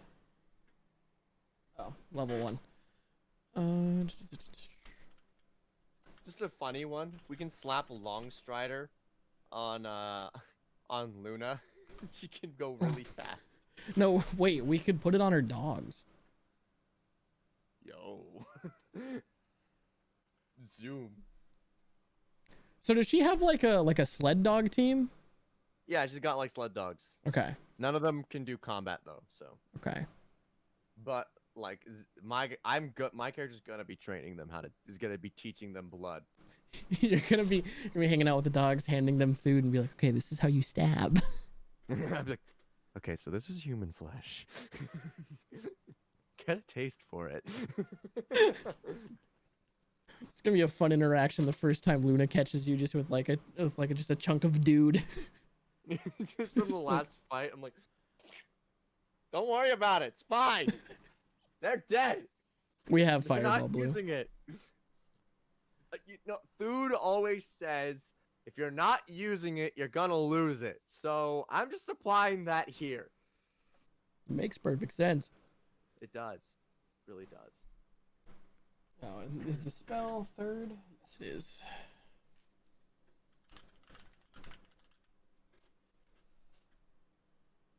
I could get a spooky horse. Spooky horse. Okay, what are we working with right now? We got 1, 2, 3, 4, 5, 6, 7, 8, 9, 10, 11, 12, 13, 15, 16, 17, 18, 19, 20, 21, 22, 23, 24, 25, 26, 27, 28, 29. Okay, we have 6 spells left. 6? Yeah. What damage types do we all have at each level? We have Force at level 1, all of them at level 1. We have everything at level 1. Okay. We have no second level damage spells. Those are all utility. Okay. We have... Did you say Spirit Shroud was necrotic? Narcotic, radiant, or cold. Okay. So we have all of those in Spirit Shroud plus fire, thunder, and then level 4 is I've force and cold and fire at level 4. Okay. Well, you have force at every level. Mm-hmm. Except for second. Yeah. Do you want a second level damage spell? Not really. I feel like the jump from 1 to 2 for damage spells isn't really worth, but the utility is worth more. Do you have rope trick? Yeah. Second levels? Yeah, I put it in. I'm thinking about grabbing The only tongues. really good like damage spell in second level, shatter. Oh, yeah. That's it. That's thunder damage. I'm gonna grab whatchamacallit. What is it called? Tongues. So that way I can tell you to talk to people. Mm-hmm. I'm gonna grab Sleet Storm at 3rd, so I have some cold damage. You want polymorph at 4th level? Yes, absolutely. Okay, I think we have like 2 or 3 more. What is hallucinatory terrain?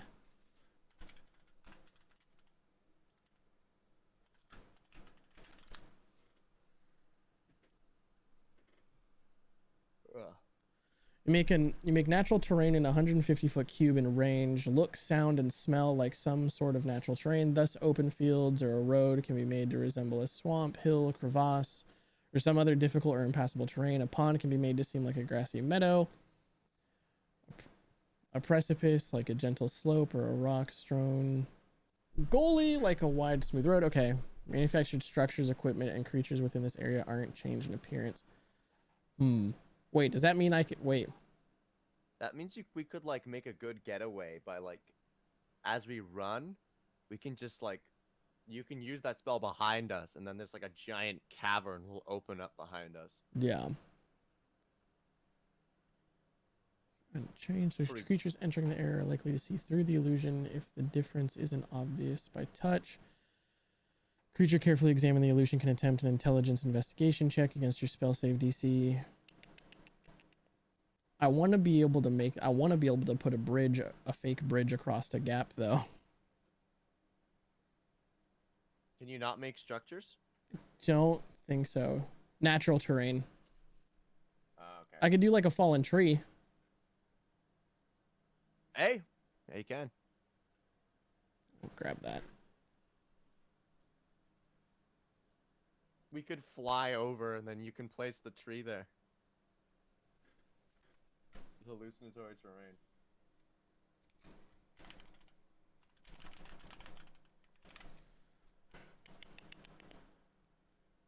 Okay.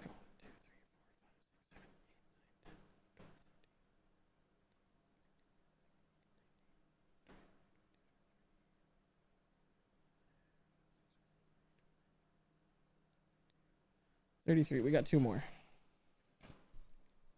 Do I take lightning bolt and fireball? You know what? Sure.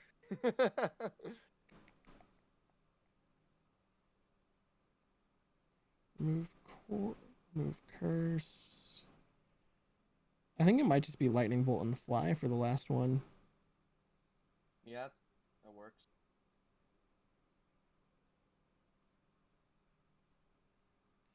Does our party strike you as a sneaky bunch? We have a barbarian, 3 spellcasters, and then a ranger fighter. I don't think we're gonna be sneaking very much at all. Okay. So then, yeah, fly lightning bolt. Yeah. And should we need to sneak, we can send in Zaz, our goblin rogue multi-class. Yeah. And I have invisibility that I can cast on him. Okay. This is a lot of spells. You have a lot of spells. You are a smart boy. Very learned, this lad. Yeah, we got we have banishment. I didn't grab Melf's minute meteors though. Melf's is aight. I haven't read that spell before.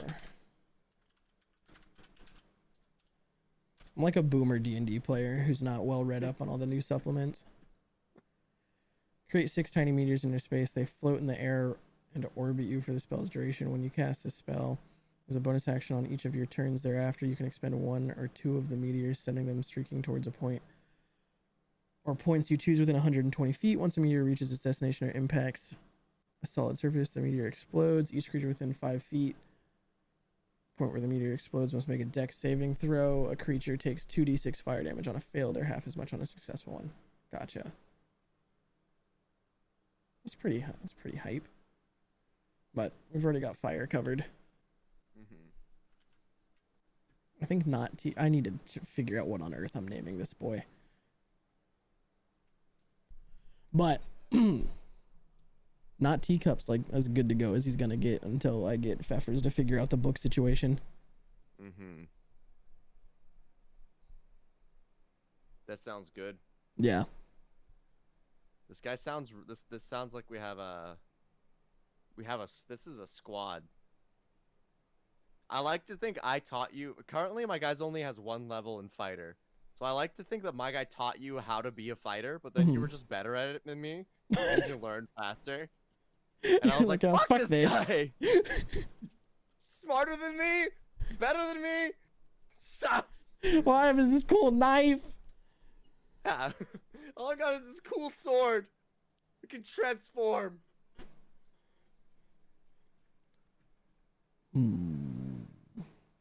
How much health do you have? The average roll is 41, but I'm gonna roll manually and see how it goes. Mm-hmm. So, Okay, I've got 71 health. dear Lord.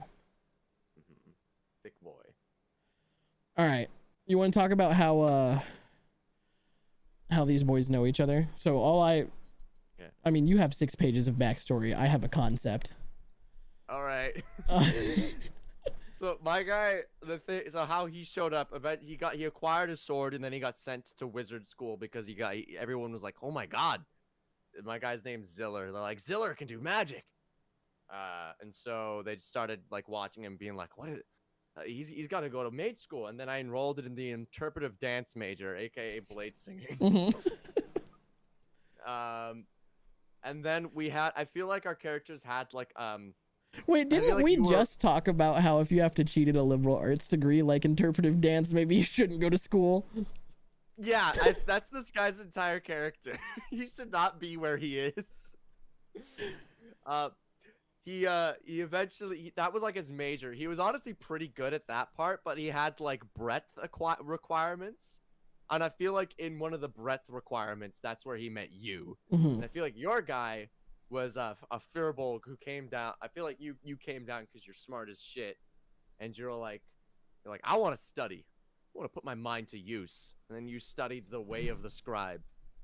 The way of the what do you- writing. The way of the writing. You got an expressive writing. You should see my fucking calligraphy. You got an English major? One of these times, I don't think there's anything Pfeffers might allow it, but I kind of want to just like walk up to someone with like one of the calligraphy pen brushes thing and just like draw a rune on their forehead and just BAM! You can summon, like, I don't know if you read the first level stuff you can do with this, with the scribe, but one of the things you can do is you can summon a quill. Oh, you can. Yeah, you have a wizardly quill. As a bonus action, you can magically create a tiny quill in your free head. This magic quill has the following properties. The quill doesn't require ink. When you write with it, it produces ink in a color of your choice on the writing surface. Page 77. 77, thank you. The time you spend to copy a spell into your spellbook equals 2 minutes per spell level if you use the quill for your transcription. You can erase anything you write with the quill if you wave the feather over the text as a bonus action, provided the text is within 5 feet of you. This quill disappears if you create another one or if you die. I love the do if you just die. You do just have like a magic pen. I like this. Okay, so the Awakened Spellbook. Maybe I should actually read the thing that I decided to take, because I like came to the party with an idea and they're like, all right, but what if you did this instead? I kind of just went, okay. Using specially prepared inks, ancient incantations passed down by your wizardly order. You have awakened an arcane sentience within your spellbook. So when it says arcane sentience, does it actually mean like my spellbook, like can I have a conversation with my book? I mean, the manifest mind thing is you summon forth the awakened spellbook. So you summon like whatever's inhabiting it. Okay. Yeah, so like it is kind of sentient from what I've been reading. You can use the book as a spellcasting focus for your wizard spells. When you cast a wizard spell with the spell slot, you can temporarily replace its damage type with the type that appears in another spell in your spellbook, which magically alters the spell's formula for this casting only. The latter spell must be of the same level. Okay, gotcha. That's why we needed to make sure we had multiples of each one. Yeah, at the same level as the spell slot you expend. Mhm. So like if you didn't have fire in first level, you could expend a 3rd level magic missile and expend a 3rd level spell slot and still cast it with the fireball fire. Gotcha. Yeah. When you cast a wizard spell as a ritual, you can use the spell's normal casting time rather than adding 10 minutes to it. Once you use this benefit, you can't do it until you finish a long rest. That's cool. That's good. Manifest Mind is the whole dealio.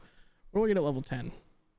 Whenever you finish a long rest, you can create 1 magic scroll by touching your wizardly quill to a blank piece of paper or parchment and causing 1 spell from your awakened spellbook to be copied onto the scroll. Spellbook must be within 5 feet of you when you make the scroll. Chosen spell must be of 1st or 2nd level and must have a casting time of 1 action. Once the spell's power is enhanced, counting as one level higher than normal. You can cast a spell from the scroll by reading it as an incantation. The scroll is unintelligible to anyone else. That's a bummer. And the spell vanishes from the scroll when you cast it or when you finish your next long rest. You are also adept at crafting spell scrolls, which are described in the treasure, blah, blah, blah, blah, blah, blah, blah. Okay. That's actually pretty hype. What do we have at 1 and 2? I could hold multiple people. Could up shatter.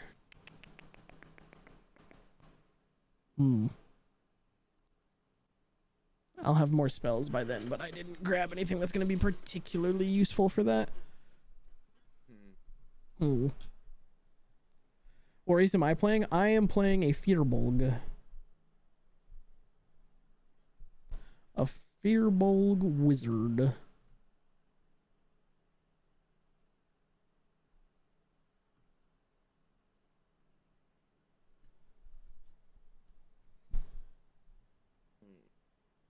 What you thinking?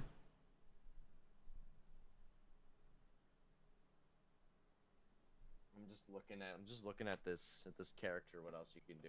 Wizards are the best characters in D&D. So like, playing a wizard is already optimal. Yeah. Whatever you do from here, I feel like the 2 levels. I feel like if you want to just up your utility even more, like consider picking up Meta Magic Adept in your future. What's it called? ASIs. Yeah. So you can quicken spell stuff and twin spell and all that good stuff as well. So does Meta Magic Adept basically just give any spellcasting class meta magic from being a sorcerer? Yep. Why multi-class when you can just get a feat? I don't know if I like that. I feel like it takes away from sorcerers. But like, I mean, when I made my multi-class tier list, it bumped down the sorcerer like 2 spots. Yeah. Like, because like, why on earth would I waste a few levels getting meta magic when I can just get it as a feat? Yeah. You know? It's also whack too because I've played sorcerers as well, and every time I've played a sorcerer, I've always felt like I just wish I was a wizard. Just because of how limited your spell pool is. Yeah. Not like you have access to less spells, you have access to less known and prepared spells. Yeah, you just like don't have enough for every situation. Yeah, I find sorcerers to be a little bit janked up in their current state anyway. I think they need some better subclasses, to be honest. Yeah. But honestly, I think this character, the radar thing is already hilarious. I'm Yeah. excited for Fef to be like, bleep. I To can't just be wait like- for Fef to see me cast darkness on myself and be like, you fucking idiot. And be like, oh, you thought I can see. You cannot hit what you cannot see. I can't believe that you have 2 10-foot radiuses of blind sight now. Yeah. Unstoppable. This campaign is going to be streamed at twitch.tv/longshot, and it starts this upcoming Thursday. Longshot RPG, yeah. At 8 p.m. Eastern. I need to make a Instagram post about it and probably in a TikTok about it. I need to be a good noodle. I need to make a... I'm just playing my the Forever DMs character for this campaign, so I'm just at the end of the videos I'm just gonna like, hey, if you want to see this character in action, plug. Yeah. My mods are gonna scream internally when I say this, but I am like so comically bad at promoting my own shit. I am so bad at shilling. Well, how are you bad at shilling? How do you be bad at shilling? Like, well, so it's 2 things. One, shilling genuinely makes me feel uncomfortable. Like, the act of asking people to be like, hey, go check out my stuff, please, kind of makes me feel like a dirtbag, even though I know they want to see it because they like my other stuff. But Britt, one of my mods is screaming. but then the other thing too is like, I know that normal, just like, hey guys, I do this, doesn't work anywhere. So then I get caught in my perfectionist bullshit while I'm like, I don't want to post it if it's not gonna get decent views, but it's a shill, so it's automatically gonna perform poorly. Yeah. Even if even if you hide it, from my experience, even when you hide the shill, it still doesn't do as good as just normal stuff. Yeah, that's just because people don't want to share shills and they don't want to interact with them because they don't know how, like is this an ad, is this content, and then they get confused. Mm-hmm. It just saps the algorithm juice. Yeah. At least in my experience. But I'm not on TikTok anymore because honestly, fuck that app. Wait, so does that mean that just like the content that I see from you on my For You page, is that just old recycled stuff? That's old. That's like several months old at this point. Damn. Yeah, you're still getting pushed to me. Really? Yeah. Now? Mm-hmm. That's bullshit. Wait, I haven't even checked my analytics in months. Oh, dude, my analytics are so depressing. Mine were depressing for a while. I was like, no much.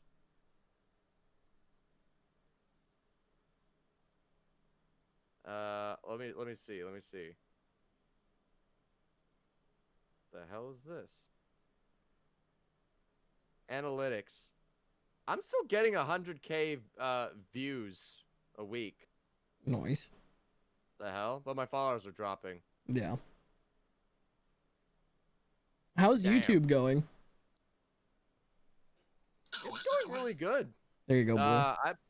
I've been really enjoying making YouTube videos. I made a video on Monday about how to get 16 attacks in a single turn. Mm-hmm. So dumb. It's Eldritch it's so Blast tied with Fighter, right? Yeah, Eldritch Blast with Fighter, with Blade Singer, with there's one more thing I slapped on there, with Gloomstalker Ranger. Mm-hmm. That's how you do that stuff. Pretty jank. Pretty jank, I must say. I don't know how I feel about Dungeons and Dragons sometimes, because like The stuff it lets you should do. not allow you to be a better fighter than a fighter. That Yeah. you know. Like, why did they allow that to happen? Okay, so like, what like outrageous homebrew have you ran into like while DMing? Like, have people Homebrew? Yeah, like if people just brought you like, hey, I found this thing off the wiki. Let me show you something that is a meme in my server from a long time ago from someone else's game, but this is something that I saw. I'd like to introduce you to the Card Slinger. Oh my god.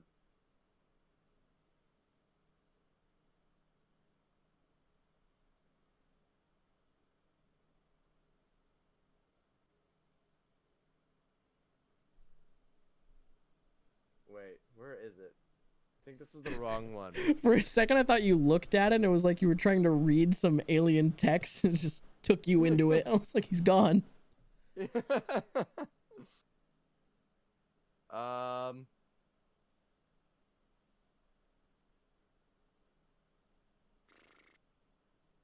Brit, were the plebs harassing Chibi? Oh wait, also speaking of which, hi Chibi, I forgot you got promoted.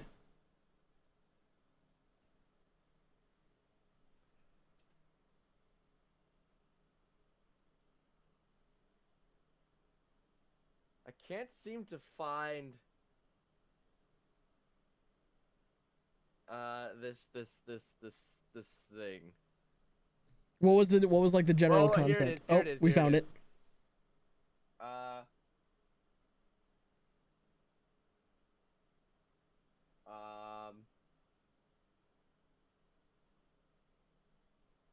is. There's this freaking. Basically, oh man, I can't remember what it was, but eventually we worked out the damage, and the damage of this thing eventually worked out to about 2,000 damage per turn. Because it had a billion action surges for some reason. Why? It was stupid. I don't know. And they gave it backstab and stuff and like sneak attack and a whole bunch of bullshit is They what just they did. they were just like, here's all the classes and then dial it to 20. Yeah, it was ridiculous. It was insane. You draw a card, you mean discarding a card removes it from the deck until you complete a long rest, removing to your bone.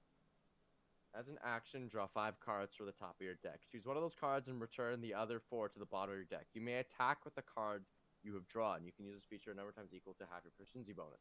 At 10th level, you are able to throw multiple cards. As an action, draw the top 3 from the deck. You may attack with each of these cards as one action. Each target must be within 30 feet of each other and blah, blah, blah. Cannot make a second attack with extra attack. In addition, let's finish. I can't find the exact one. Okay. There's one that is absolutely busted, and I need to find it. I believe in you. Need to.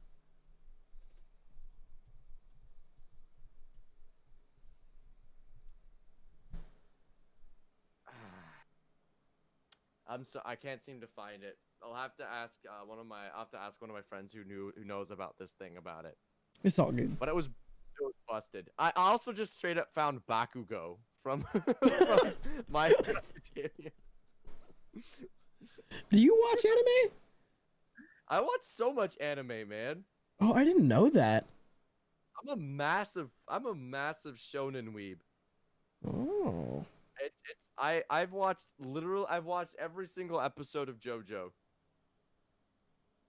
That's an odyssey, my friend. It is an odyssey, but JoJo is my favorite anime, so I have to do it. For some reason, I'm not surprised. Yeah. I mean, what else would I be doing? But yeah, I'm a massive weeb. I like JoJo. I like all the like, to be honest, all the basic ones. I fucking love the basic ones. Mm-hmm.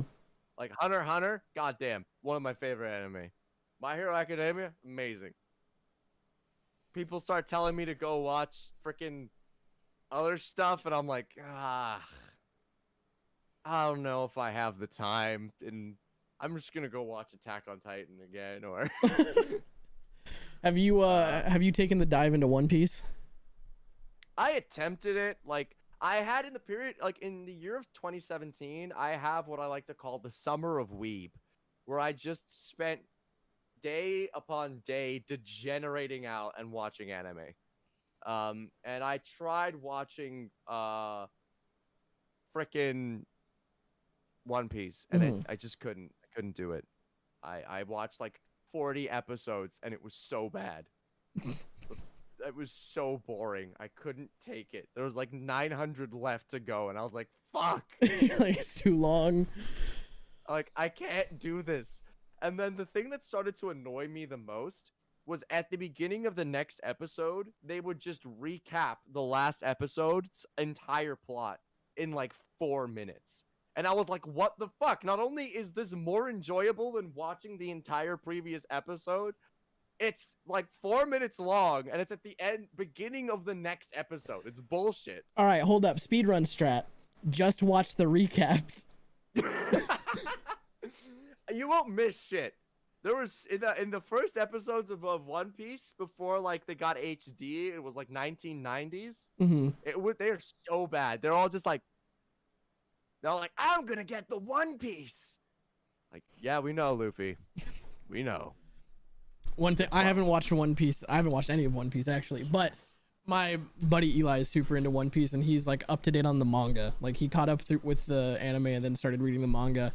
But one thing that's super interesting to me that he told me, he's like, the manga moves so much faster, because he was like, you know how there's like there's a fight, right? Then there's like 2 minutes of powering up and like still frames with lines moving and stuff like that. It's like, it doesn't exist in the manga. Thank fuck. Yeah, he was basically just like, saves you so much time. That's what I absolutely could not stand about One Piece. It was like, they'd be like, ha! Oh my god, he's powering up! Ha! I can't believe he's gonna do that! Ha! Gobble gobble! Dragon Ball, but pirates. Yeah, just pirate Dragon Ball. Have you seen Death Parade before? No, but I've heard the opener, and it's a bop. Mm-hmm. The What opener. do you think of it? Oh, I love that anime. But the opener is like, you watch the opener for the first time and then you get into the show and it's the biggest fucking whiplash. Why? The tone of the opener is the exact opposite of the tone of the show. So like, the opening song is like such a bop. yeah, and then it's not a bop. No, on the inside? it is not a vibe inside. So, so the concept of the opener, right? The concept of the show is the main character is this like emotionless judge who people who die come down to him and they're basically in like purgatory, and he puts them through like games or tests to like evaluate the character of each person, and he's just like a neutral third party observer. And then after he assesses the people, they either go like up to be put into the reincarnation cycle or put on an elevator that just sends them to hell. And it's about him like it's just about all the different people he sees and like the process of him trying to like evaluate these people. It's wild. Damn. That's heavy. Yeah. And like the first game they play is, again, remember opener, homies in maid outfits, super fun song. The first game they play is it's a husband and a wife that walk in and they don't know they're dead. Then they figure it out. And then the game that they have to play against each other is darts. But there's like body parts that are like labeled on different parts of the dartboard. And if you throw the dart and you hit one of the body parts, it like explodes the body part on the other person. And it's mental. Bruh. That's the first game. That's the intro episode. With Funky Town, the anime remix, they throw you into that shit. Yep. God damn. It's brutal. That's horrifying. That's hilarious. Yeah, no, my anime taste is super weird because like I'll watch shit like that and then like normal like standard animes, but then I also have like this really weird soft spot for like really sad anime. Like I was like stuck in bed with pneumonia for like 3 weeks and I just back to batch watched Canon 2006, and there's a one with a similar art style that's known better. Oh god, Eli would tell me the name. But anyways, 2 sad, like comically sad harem animes. I was just sick in a bed with an iPad just going Honestly fair. I when I watch anime, I'm just like I'm not, when I'm watching anime, I'm not in the mood to be sad, you know? I started watching anime like a lot when I was like in theater school, and I was reading sad shit like every single day. And I was like, oh my god, I just want to watch someone get punched in the face like really hard. Yeah. And that was like the anime spot for me. Like discovering One Punch Man as like a first-year student after just reading the absolute fucking slog that is Death of a Salesman for the 400th time. I was like, catharsis. Thank you. That was my experience with anime at any rate. Yeah. What was I gonna say? But I've been feeling like anime's been in like a bit of like a dry spell in terms of like stuff to stuff to watch recently. I don't know. Yeah. Maybe it's just none of it's like for me. It's none of it's my like aimed at my demographic. But I feel like there's like everyone's like, watch Black Clover. I tried. It was annoying. I haven't seen Black Clover either. The ones that I like got recommended, like my main thing, this is like probably my biggest hot take of the century, but like my hero in my opinion is like the Rick and Morty of anime. where I feel Not like a bad analysis. yeah, we're like I feel like it's a good show, but the shit that I see come out of that fandom, I'm like I don't want to touch this. Like the Oh yeah, fandom spooky. the fandom is ridiculous. They are insane.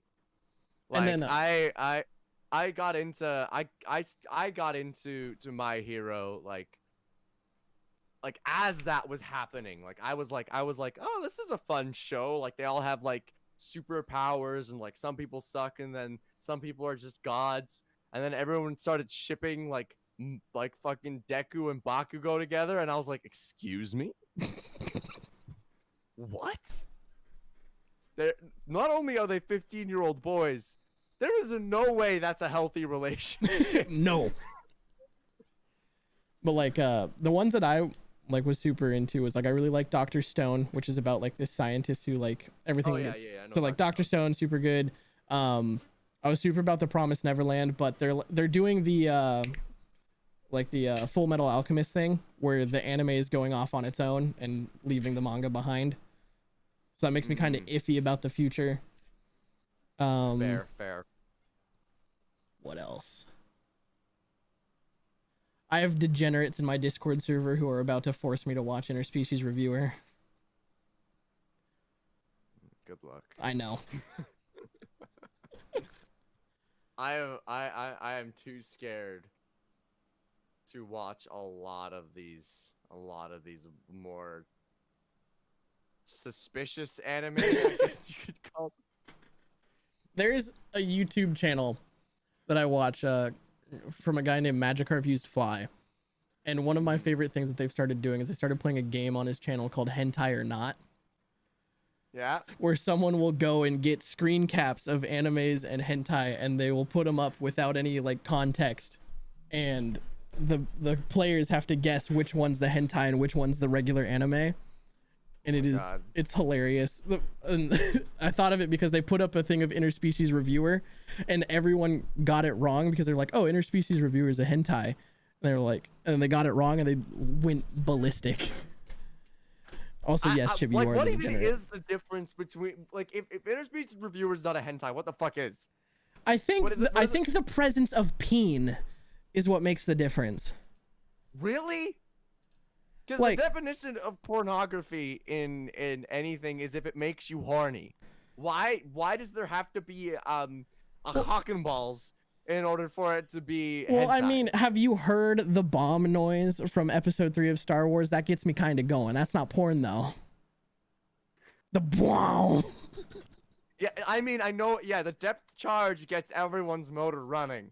But, like, I mean, that was not made for the express purpose of getting people horny. But, I mean, interspecies reviewers, I mean, what is it for, then? Because I don't think it's for watching. That's definitely the plot, mate. I don't think so, man. I've looked over my notes. I don't think it's the plot. Crunch the numbers. I've been in the lab for weeks. It ain't adding One up. of my The numbers, Mason. friends from my Discord was like, he was talking about no game, no life. Mm-hmm. And he was like, they're about these two lovers who are brother and sister, but they're not related, and that is important. And I'm like, the fact that you mentioned that makes me know that this anime is weird as fuck. Wait, how are they brother and sister but not related? They're step siblings. Ah, so it's just American porn. Yeah. Well, okay, what is up with that? Okay, I think we need to discuss, like, The what are you doing what- step, bro? yeah, why all the step siblings? I don't know. Like,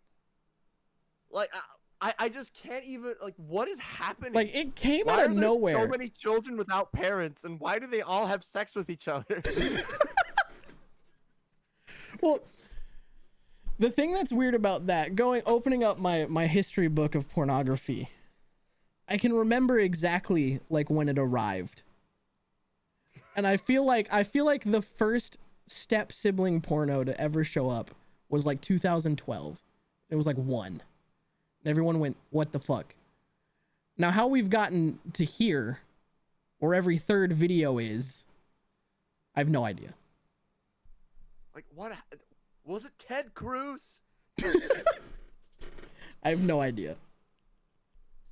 I feel like it was his fault. I feel like we can blame him. I think we should just start blaming Ted. Everyone's like, thanks, Obama. I say we should start blaming Ted Cruz for things. I think it's his fault. I think we should start blaming him for things more. I don't know. It just looks blamable. I mean, he was the Zodiac killer, so. Yeah, I mean, you can't convince me otherwise. You can show me evidence, but Nah. no siree. I still can't believe that AOC and Ted Cruz were in agreement about the fucking stonk thing. I can't either. I can't believe that happened. I can't believe that how crazy the media was about saying like it's over and shit. Cause like if you went to the sub, no one was saying it's over. Yeah, the squeeze has not been squoze. The squeeze has not been squozed. Like, are we dumb as hell, stupid as hell? Of course we are. But everyone's holding. But I'm holding stonks right now. Me too. I feel like everyone I know is holding stonks. Even people who don't even use Reddit are now holding stonks. One of my friends from my theater school, who was my music director when I directed a show back in like second year, even she's holding stonks and she doesn't even like Reddit. How is this happening? Hold the line. That's what I say. We're going to the moon. Honestly, I'm willing to bet money that news networks were paid to run those stories. Oh, 100%. Yeah. I buy that. I buy that for a bag of chips. Like, I don't doubt for a second that some rich bastard paid off the news channels. My least favorite part about the whole stonk thing, though, is I came down from my attic at 6:15 in the morning, and my grandma was all like, yo, like, what the fuck are you doing awake so early? You like normally wake up at like 11 a.m. What's going on? And I was like, oh, I need to be up with stock market open, blah, blah, blah, blah, blah. And I like quickly explained the situation, like super bare bones. And I was like, I need to go downstairs. I need to be at my computer just in case. Then Fox News all day just runs story after story after story about it. So then I come upstairs and my grandma's all like, he's a wizard. He knows everything. And then I had to like talk my grandma off the ledge of like putting all of her retirement into GME. Oh my god. I was like, no, Mima, this is not the play. She was like, but Wall like, Street. she was like, how do I make an account? I'm like, I was like, look, man, I don't know. This is really risky. I'm like texting my dad, like, dude, your mom is about to get on the rocket. Like, help me tell her no. Help me tell her that Mima isn't going to the moon. that I do admit, like, that was sad to see. Like, all the people who are like putting money that they couldn't lose into the stock was really sad. Yeah. And like the media flurry that created, because like I put money that like if I lose, I'm not dying. I'm annoyed. Yeah. I'm inconvenienced, but I'm not. I don't need it necessarily. But like seeing people put like their life like that was Wall Street Bets' whole gimmick, was like people would ruin their fucking lives on the sub, but then the media treated them like they were heroes. Like, no. They have always called themselves idiots and morons. Yeah. Like, the people that I feel the most sorry for are the poor souls who bought into Dogecoin at 8 cents. oh my god, the poor souls who bought into Dogecoin, period. Oh, whoa. I doubled my money on Dogecoin. Okay, well you got lucky as hell. But Dogecoin was never going to the moon. Oh, it was no. Never. Everyone was like, it's gonna make it to no. The entire thing, like everyone who was like saying like the other stock, like AMC and all those other stocks are going to the moon. No, those stocks were pump and dumps. GME is the short squeeze. It's the only one that had shorts that were 140% afloat. Like, has the squeeze been squoze? I don't know. I'm not your financial advisor. I'm an internet funny man. I'm not a financial advisor. I just like the stock. I just like the stock, guys. But like, AMC was never going to the moon. It never had the capabilities of getting there. Yeah, I don't think it ever had the capability of going to the moon, but I definitely think AMC has the potential to be profitable. if you got in at the right time. And you got, but like at the same time, I'm like, I don't think that was because you were taking money away from hedge funds. That's because it was a pump and dump. Mm-hmm.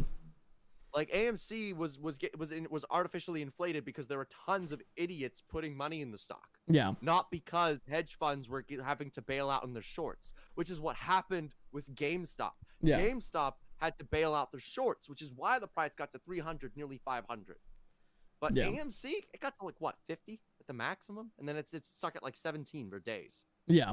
Like AMC was not the play. AMC is like 58% shorted. It was the next highest one outside of GameStop, but GameStop was head and shoulders above all of them.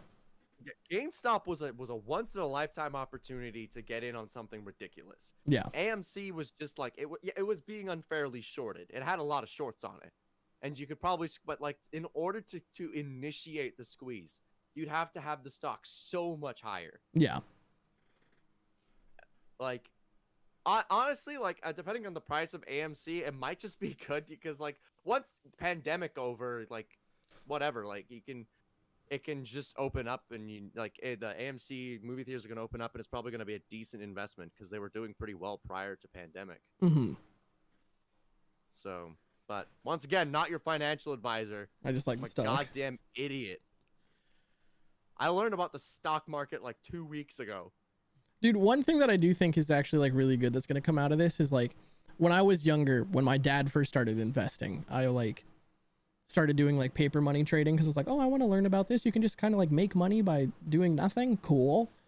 And did paper money trading to try and learn, but I was like 12.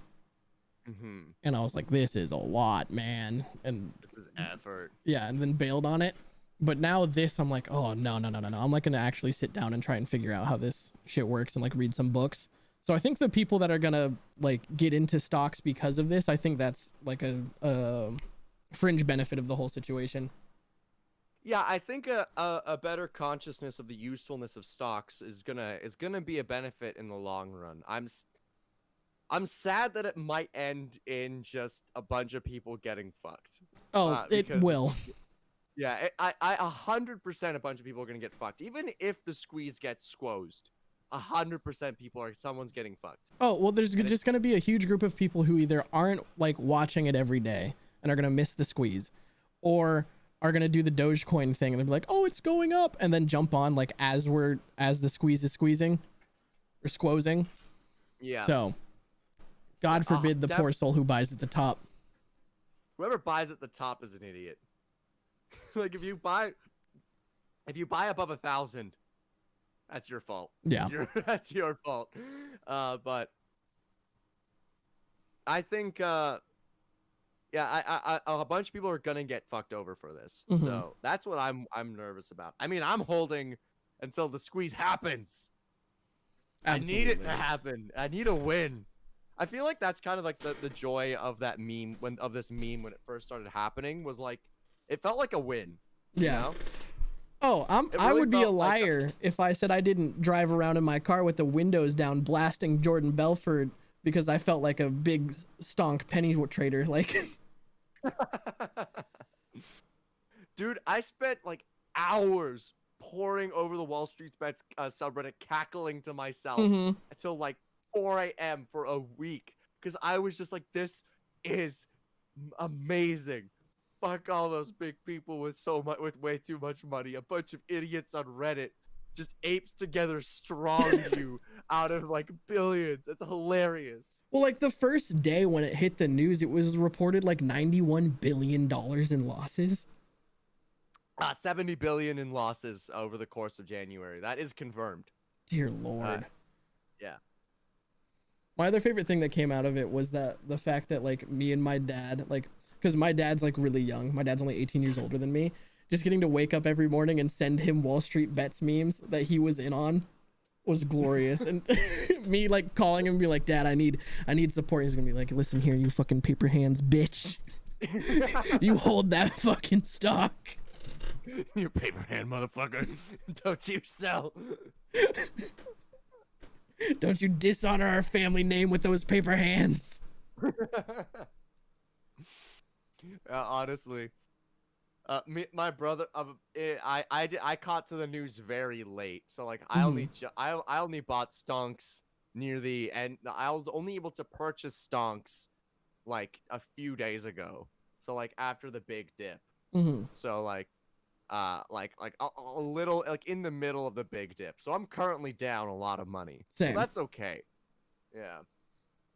So yeah, that whole experience was honestly funny. Mhm. I kind of understand like lost porn now, like being like, oh my god, Like, oh fuck. I made a horrible mistake. Dude, the fact that deep fucking value is still holding after losing multiple millions of profit, I'm just like, brother. Dude, testes of steel, man. Yeah. Testes of diamond. Like I like that guy's thighs must be compressing his nads every day to get them so goddamn tough. But he's getting called in to testify in court now as well, which is like insane. Why? I think it's the case against Robin Hood, but it might also be the SEC investigating him. Okay. I'm sure he wasn't rallying people.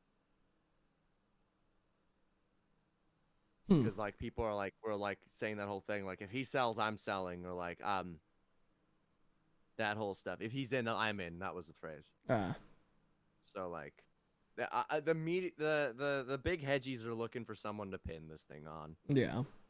And I think they're looking to deep fucking value as the fall guy, because I mean they can't really pin it on the mods of Wall Street Bets. So, that's whack. But, yeah, that is whack. It's like it's old. Like if hedge funds do this, it's fine. If a hedge fund just decides, let's just put a bunch of our money into a stock to pump it, and then once it starts going up, we dump. That's fine. But if you and a group of your friends pull your money and do that shit, it's illegal. Yeah, that's why it's so dumb. It's like if one entity has the buying power of 100,000 apes on Reddit and can achieve the same thing as one person, why is it illegal for 100,000 apes to do the exact same thing when they're a collective? I know. It's absolutely ridiculous. Like I think one amazing thing that's come out of this is like it's exposed that the system's like kind of broken. There's like something wrong. Yeah. You know? There's like something that's deeply wrong with how things are currently working. I would say it's a lot of broken. Yeah, there's something that's super broken happening. There's like a lot of broken things that are busted beyond repair. And like it requires evaluating. It requires someone going and being like, okay, what the hell's actually happening in this stock market? Because like, what the fuck? Like, I think that's one thing that like I'm super excited about in terms of like the ramifications of all this. Because like, it's one thing for a bunch of nobodies to get super rich. Like that I think is hilarious and amazing. But like, I think people looking at the system and genuinely being like, oh, this is fucking stupid. Why are we allowing hedge funds to do this? And then if a group of nobodies does this, it's illegal. Yeah. Like why is this happening? Why were brokerages able to restrict trading? Like why was that legal? Like all this bullshit. Yeah, those are the things that are gonna like actually matter if something happens. Dude, textbooks in like 20 years are gonna look so absurd. Dude, textbooks are, I hope they enjoy what we've done for them with these past few years. We're gonna turn textbooks into best-selling novels, like between Orange Man bad, Attack on the Capitol, and then some fucking meme lord just being like, fuck you hedge funds. Like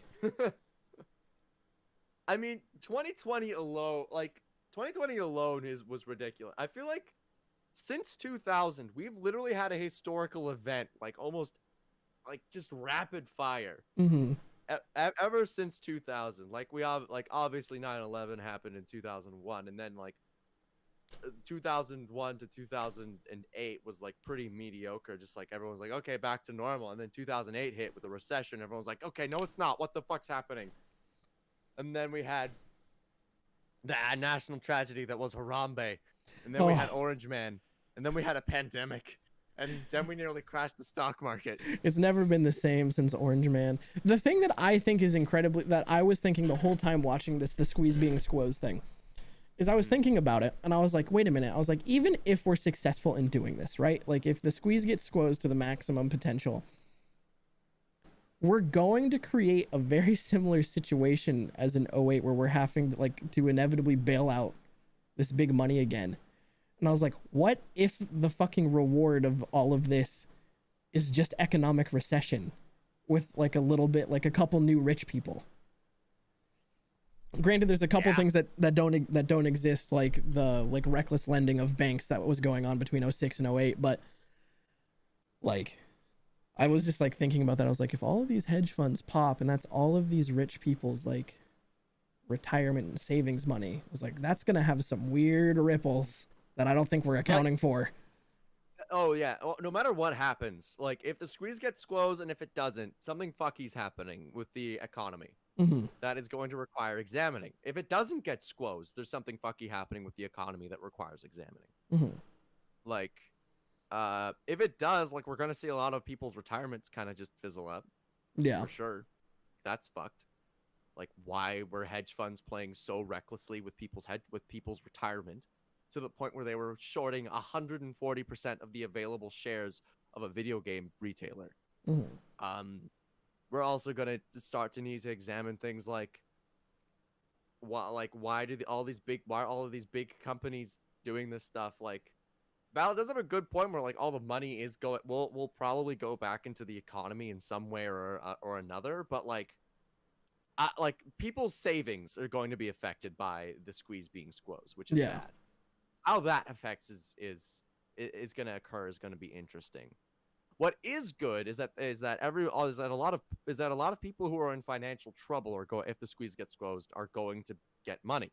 Yeah. Which will, like, a stimulus check is not to help people survive, it's to keep the economy alive. Yeah. This will be a massive stimmy. Yeah. Because a bunch of people who are less financially well off than the hedge funds are going to have money to pay for bills, pay for goods, pay for services. Like, that's trickle down economy. What's the situation in Canada where, like, is the line of you guys getting $2,000 a month, is that legit, or is that just like some talking point in the States? No, that's legit. We're getting $2,000 a month if you're not employed. I'm just saying, this is a joke. I'll preface it with that. I'm just saying I would not be surprised if the squeeze gets squozed, followed by hedge funds getting a bailout, and then American people still having to fight tooth and nail to get the $1,400 of that, like the other $1,400 for the entire year of COVID. I would not be surprised if a guillotine gets built somewhere. Yeah, that sounds about right. Like, I thought people freaked out bad when we found out about like how much money we sent overseas while we weren't getting a stimulus check for COVID. Like, if we then send American money, like taxpayer money, to hedgies, while we're all just like, oh, just a spare crumb. Just a little crumb of wealth, please. Yeah. 100%. You're gonna see how fast and efficient everyone's always like democracy is slow. When the hedgies are in trouble, you're gonna see how fast and efficient the government process can be.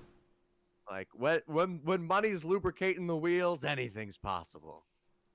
That's because the money gets everyone on the same side. Like with how all the big banks donate equally to left-leaning and right-leaning politicians. Yeah, that's stupid. Yeah. That's ridiculous. Lobbying and lobby groups and giving money to politicians, that shouldn't be legal at all. I don't understand why lobbying is different than bribing. It isn't. It's functionally the same. But like, legally. It's just legal. It's stupid. Like, the NRA gets to lobby for gun rights to Republicans and Democrats, which is why it's never been removed from the Constitution in these states. And if you don't support them, you lose out on most of your funding. Yeah. Oh, Like, I have a spicy take that I'm curious as to what you might think about, because so my this is going to be interesting for chat because we typically like hard avoid politics, but that's fair. yeah, but good old insurrection at the Capitol, right? My spicy take was, one, I think Orange Man and the people who were involved in that deserve a lot of repercussion, because the people who stormed the Capitol were doing it all on false pretenses. But if you occupy the mind of one of the people who was storming the Capitol, who like legitimately believed in it, arguably they were kind of doing the most American thing that you could do. Because like our whole ordeal is like, they're like, oh, I see a tyrannical government that's trying to take away my democracy. They were told that and believed that. They ding dongs for believing it. But in a world where that is true, they were technically doing the right thing. I mean, yeah, honestly, I do feel sorry for those that were sufficiently hoodwinked by General fucking Grievous. Cheeto. General Paprika and his orange skin. I'm genuinely sad for those people. Like I feel for them, because like they thought they were doing the right thing. It wasn't like they were doing this because they thought, because they have our minds and heads. They're doing this because they genuinely thought that their democracy was being stolen from them before their eyes. And like, if that happened to us, I like, if they believed that there was genuine proof. There wasn't. Yeah. There really wasn't. But they believed it. That camera equipment getting taken out of polling booths, man, really looked like ballots. Dude. The amount of bullshittery, like, because I'm a political comedian. I do make comedy about politics, specifically about the Canadian perspective of the States, as being like a big part of my comedy. And it's all love, but it's also like, but like watching that take place, I was like, oh my God, these people have been duped. Yeah. They've been so duped. Their perspective is so gone. Like I genuinely don't know what buddy boy Biden's gonna do to like rehabilitate. Well, no, then the crazy thing is now we have like Congress people, specifically that one lady who like ended up doubling down, put down her party affiliation. She got rid of the R and put a fucking Q. And she like doubled down. She thinks all the forest fires in California were started by a secret Jewish space laser. Like, that's not a bit. She's on record talking about this. And then I know. I saw that. And then when other reps from House were like, we need to get this lady off of her committee chairs, then the Republican Party basically went to her and was like, look, just get on the mic and say you don't believe in the fucking lizards. Just say you don't know what they're talking about. And then she did it, and everyone's like, look, see, she's normal. I think the thing is the Republican Party knows they know they're screwed at this point. They're pretty screwed. If they can't even have union in their party, they will not have union as presidential candidates anymore. Yeah. Like, they put all their chips into on 27 with this populist gambit, and it didn't, it was a leopard, and it ate their face. Yep. And like, they were. The other thing about the Republican Party is like, now, like, this is why I don't know if it works this way in Canada, but like, I swear to fucking God, if we don't get Congress people term limits, I don't want to, like, outside of Bernie fucking Sanders, I don't want a dinosaur in the fucking Congress. I don't want to, either side, House or Senate, I don't give a shit. Get them out. Because, like, dude, like, it's oh my God, it's so fucked. The fact that there's people, they're so old. Yeah. In Canada, it works a little bit. Technically, with this has turned into a political podcast as Blue Claw a little bit. A little bit. But how it works in Canada is like, and I might be wrong in this. I've not studied Canadian politics in a excruciatingly long time. But the leader of our country, our prime minister, doesn't actually have a term limit. They can effectively stay forever. Mm-hmm. However, they usually don't. There's only been a few cases where prime minister has stayed longer than 2 terms because we do adopt a lot of Americanisms. Mm-hmm. And when it comes to the people that we elect within these I guess you could say like what you would call counties, we have these members of parliament who we elect, Mm-hmm. and they represent like who we vote for in order to designate like, and if they win enough counties, then that county will turn red, blue, orange, green, or purple for the swap. And if they win, then they get that seat in the House of Parliament. And then if they have and whoever has the most seats in the House of Parliament, and with respect to the other 5 parties or however many parties there are in the House of Parliament, then that is the ruling party. And then the next closest is the official opposition. Mm-hmm. So, like, as for term limits, it's never really been an issue in Canada, as far as I know. I could be wrong on that front. The thing that I was gonna yell about before I lost my train of thought and just slapped myself in the face was the reason that the old people thing bothers me so much is you have the Republican Party now, where they're actively pushing against stimulus bills and stuff, where like the stimulus bill, like the $2,000 check has more than 70% approval rating according to polls, like, and then like account for the bullshit that is polling, right? But even then, a reported 70% approval rate, including Trump voters, that's pretty decent. Yeah, and then they're still pushing against it, like their constituents don't want it. It doesn't, math don't add up. Yeah, I think like if I was to give my outside perspective analysis, and keep in mind I am a comedian more than I am a political thinker, but like from my analysis of what is currently happening with the states is like you have a party that only exists insofar as it opposes the other. And that's true kind of for both parties. However, I'd much prefer the Democrats. Oh, I'd take the Democrats over the Republicans every day of the fucking week, because currently the Republicans are just, the Republican Party's terrifying. But the Republican Party only survives as long as it opposes the Democrats, because that's all they are.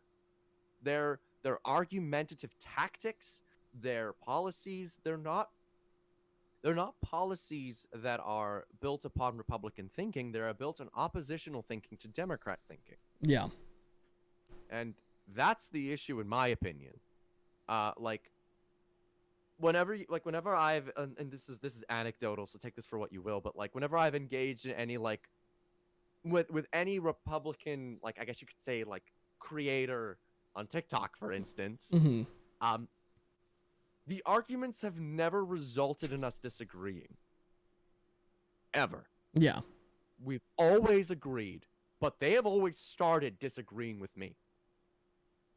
They have rarely started with me disagreeing with them. And when I do disagree with them, they don't even talk to me about it.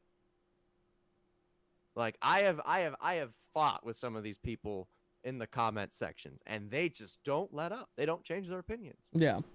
Well, like, one time someone was like, "Why is the media not covering this?" And then he points to a news article. I was like, "Dude, how would you have heard about this if the media wasn't covering this?" The news article. Like, and then you'll bring that up, and then they will oppose it because they'd much rather oppose it than be seen as wrong in any way, because they feel like it invalidates all their other arguments. So it's like, that's currently the thing with the Republican Party, is they are built upon oppositional thinking, not upon their own thinking. At least in terms of the party. Not necessarily the individuals who vote for the party. I think the individuals who vote for the party have much different issues. I was looking for a book that I read that was a book on ethics, so I could give you the title, but I can't remember the book or the guy's name. But in it, he talks about how, like, I'm gonna butcher which philosopher said what, but so like Thomas Jefferson believed that there was a balance between logic and feeling. Some other guy believed that logic was, he described it as like logic being the slave of emotion. And then I think Plato was the one who was like, nah, dog, only logic. But this guy, his whole book is about like trying to figure out like the best way to change people's minds, like how people process stuff. And basically his explanation of it, his little like way of describing it, who's like, he described it as an elephant and a rider, where emotions are the elephant and logic is the rider. And he was like, the rider can like try and tell the elephant where to go, kind of like sway it a little bit, but 9 times out of 10 the elephant's just gonna elephant and do its thing. So, and he talked about how like when you're engaging in arguments like that, you don't want to try to appeal to logic, you need to try to appeal to the elephant. You need to like try to get to why they feel the way that they do, and about how most of the times that's just explaining why that's so hard to break people out of their opinions. And then another really interesting thing that he did when talking about ethics is this guy had some weird analogies, but he basically was like, think about morality as like a tongue. We all have different taste receptors. Like one person can love broccoli, one person can hate broccoli, yada, yada, yada. He was like, so if you think about it that way, when we break it into these different categories, where like one was like the opposite was like, he would always provide a positive and a negative. So like sanctity and disgust. And there was a bunch of other ones that I can't remember right now, but sanctity and disgust is the like flavor palette that is most commonly tied to conservatism and like conservative views, because they believe that certain things should have sanctity and things that go against that are icky. So it's a really good read. I've read it for one of my philosophy classes, but I think his name's Jonathan Haidt. Heidt. Okay, so I don't recognize that philosopher. I took a moral and ethics philosophy course in 2nd year. We studied like Kant, Camus, Aristotle, Sophocles, the bastard who invented utilitarianism, Nietzsche. My whole thing with philosophy is I don't understand why philosophers are so keen on making like one rule to fit every situation. Like, yeah, because it's just like every time that we were like told to like argue against different like philosophy things, like when you go into like Kant and then the guy of utilitarianism, like every single time it's just like there's always going to be a situation where it doesn't apply. Yeah, it's like you can infinitely come up with scenarios in which philosophy is like, in which their given philosophy will crumble. Though like though like philosophy's kind of whole shtick is like they are trying to find like what is the objective truth, what is objectively moral. They are trying to get to the objective within the subjective. Yeah. But I feel like the issue is that no matter what you do, there's always an argument against it when it comes to philosophy. Yeah. So whenever I start thinking about, whenever I start arguing philosophy, I feel like you always got to just go like, okay, what rule works best in this scenario? Yeah. It's honestly which is why I kind of like Aristotle the most, because he was like, he was like, there are times to be angry, there are times to be sad.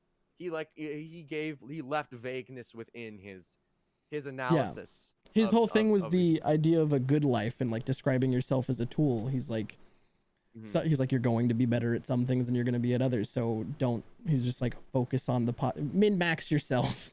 Yeah, don't fret. Like, focus on what you're good at. Yeah, so I do like Aristotle for that, but I do also find philosophers can sometimes just be a little. In my philosophy course, they were sometimes a wee bit pretentious. Yes. A wee little bit precocious. They're like, we're gonna find the truth of humanity. I think the truth of humanity is that humans are just stupid. That's the truth. They're stupid as shit. We never stopped being monkey.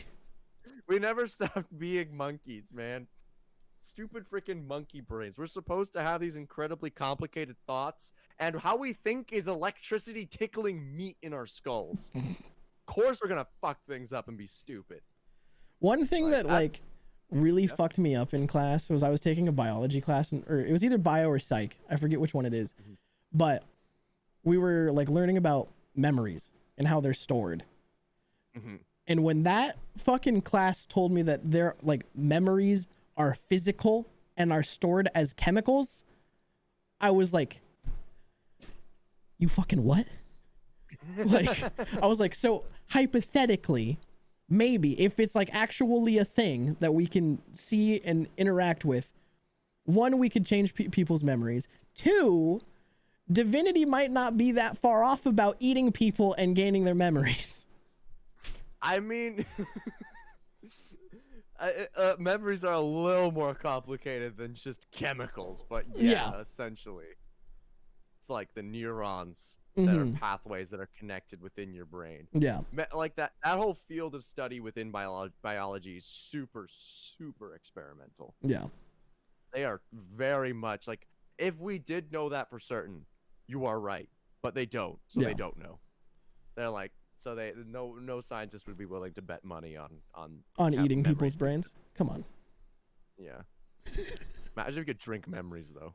Memory juice. Oh my god, then you could make like a whole like line of drinks that were just like different emotions. I feel like that's just drugs, but like simple wafers. Actually, yeah. Actually that. Or skills. Yo, I'm drinking the karate blend. 1 sec, I'm speed running engineering. You get people who have memory overdoses. Oh my god. I know everything. Too much memory. They had to they deleted RAM. They have to download more RAM now. Download more dedicated wham. Dedicated wham. You ever have a dream of the you have to run surfer. Oh man. Wham kid, man. Technically a limit on how much information we can store. Yeah, but that's like several billion that's like several petabytes. Several. At least two. At least one. There's so much we can learn. What fucked me up the most was that memories, every time you remember a memory, it's just you remembering the memory. You don't actually remember the original event. Yeah. That fucked me up. I was like, ah, shit. Well, that's why shit gets so fucked up. Yeah, I know. I'm like, it makes sense. I'm like, you forget things every single time and you remember things differently every single time, but it's frustrating.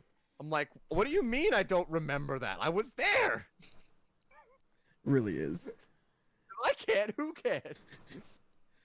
Well, like, there's been like people in like courts of law and like in forensics that like try to make cases about how unreliable eyewitness testimonies are because of that specific thing.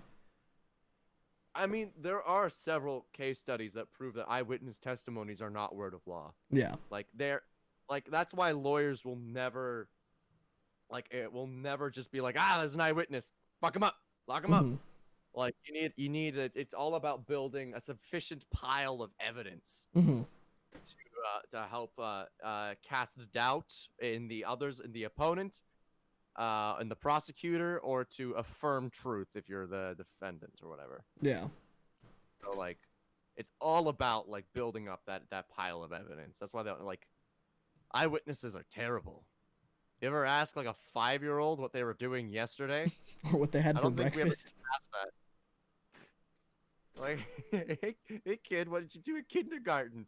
I went to the playground. And then you're like, this story's gonna take 5 hours. Dude, when I was a kid, I got so sick of my parents asking me what I learned at school today because I could never come up with something I actually learned, and I got sick of being I got sick of being told like, oh, what, you didn't learn anything while you were there? So every day when I would get asked, I would just go, my ABCs and 1, 2, 3s. Eventually my parents stopped asking. That's fair. My parents never actually asked me that question, like, what did you learn in school today? It's the worst question. I'm sure, like, whenever other people would be like, what, like, say, like, their parents asked them, I'm like, what do you even say? Like, fuck, man, I don't even remember what I ate for breakfast, much less what I learned in school. I was a bad student up until 1st grade. I was a bad boy. But I got That's just one freaking grade. It was 1 grade of being a bad boy. And then I got Pavlovian bribed by sour candy to be a good boy. My 1st grade teacher, Miss Haza, if you're out there, you made me a good boy by giving me sour candy. I can't believe you got Pavlov. Dude, I got Pavloved so hard. She was like, if you bring your book in on time, I'll give you 2 sour candies. I was like, okay. And then I would. I'd check out books just so I could get sour candies the next week. And she'd be like, if you do your homework, you can get sour candies. Like, okay. And then I'd be upset when I didn't do my homework, not because I didn't do my homework, but because I wouldn't get a sour candy. I mean, it worked. It worked, and I became a good student. A slave to the gummy. The gum.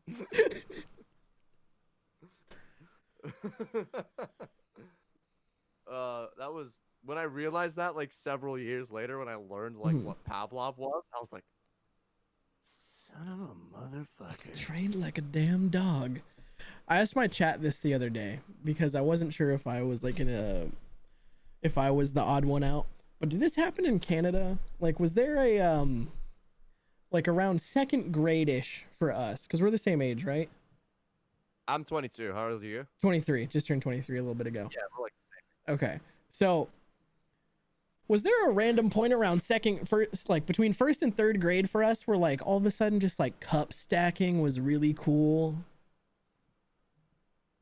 Yes, that happened in 6th grade for us, though. Okay. That happened for us in 2nd grade because our supposed to be 2nd grade teacher was out on maternity leave. And like our substitute, like we had a long-term substitute. One day he just brought in stacking cups. And it was the sickest fucking thing we had ever seen. And apparently it happened everywhere. It was everywhere. It was, at least in my school, I think it was in, like, maybe it was in 4th grade. I just remember a kid got really good at that cup stacking thing. And everyone was like, wow, he's going to be a world star. But then, like, now it's just a cool party trick. Because, like, like, professional cup stacking is not a fucking thing. It fucking was for a second, though. It was for, like, 2 years. Yep. Oh, my God. Not even enough years to be a forklift operator. I don't think that counts as a thing. It counts as, like, a collective memory. Yeah. Like that damn book about the bears. The bears? The whole like Mandela effect bullshit about the Bernstein bears, or whether it's Bernstein or Burns. How everyone's like so convinced that their memory is perfect that there is no possible way that they may have misremembered a letter. Yeah. All right, yeah. That shit annoys the ever-loving shit out of me. Because I'm like, wow, how much faith do you have in yourself, David? David, who can't even fucking remember to do his checking, can remember to do his fucking receipts at the end of the day. You, David, who forgot to take his meds this morning. You, David, you think your memory's perfect, that you remember what letter was in the Bernstein Bears. Huh? And the only explanation is that the world is conspiring against you. And swapped realities. That was the only choice you had, David. Fuck you, David. This just made me think. This is one reason why I will never be able to understand conspiracy theorists. It's just the need to be special. Like the need to be the one that's in the know about the minority. Like fucking flat earthers. You should have seen the day that son of a bitch, I've talked about this dude so much, but the day that son of a bitch made his own steam-powered Evel Knievel rocket, launched himself up into the sky, and then Wile E. Coyote'd on the ground, I have never laughed harder in my life with my dad. Wait, what the fuck are you talking about Okay, right now? so there was this flat earther. I forget his name, but I've seen the video. It's so good. He's dead. But anyways, so there's this flat earther, and he was like, I'm gonna prove to all of you that the earth is flat. It's like, so here's what I'm gonna do. I'm gonna build a rocket. It's gonna launch out of a flatbed truck, and it's gonna be steam powered, Evel Knievel style. And that's where I was like, okay, buddy, you know that technology that we came up with in the 1800s, maybe not the best idea for the rocket. Maybe rocket science is not done good via steam. Maybe that's why there are people who do several degrees and PhDs in rocket science, because shit's hard. So he builds a rocket that's steam powered. He's like, I'm gonna launch this baby up into the sky high enough to where you should be able to see the curvature of the earth, but not like go into space. He's like, and then I'm gonna deploy a chute. I'm gonna come back down. I'm gonna tell all you idiots that the earth is flat. So then he goes and he does it. Blow up. Or okay, I'm gonna guess the ending. Okay. Either it blew up in the flatbed truck, which is funny in its own way. 2, it launched him up, like maybe like 50 meters, and then it blew up. Or it launched him up like really high. The parachute didn't deploy, and he just crashed into Earth. So what happens is it launches homie up into the air. And I'll send you the video. You can see homie goes up into the air, makes it like, I don't know if he made it to the height that he needed or not, but goes up there, and what they realize is the parachute basically got ripped off on launch. And he's up in the air and just turns right back down in a nosedive and just plummets straight to back to the earth and hits nose first in the fucking middle of the desert and just pancakes. So my personal belief is that he got high enough, and either one of two things happened. Either he went up there, got high enough, and saw that the earth was flat and died in beautiful bliss as he just stuck his arms out going, I was right. Or he went up there, saw that the earth was fucking round, and went, ah, fuck. And then hit the ground. It's like, no, not, I wasn't worth dying for.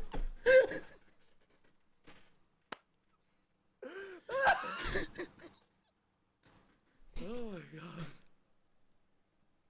Us being memories that you were wrong and then you just die.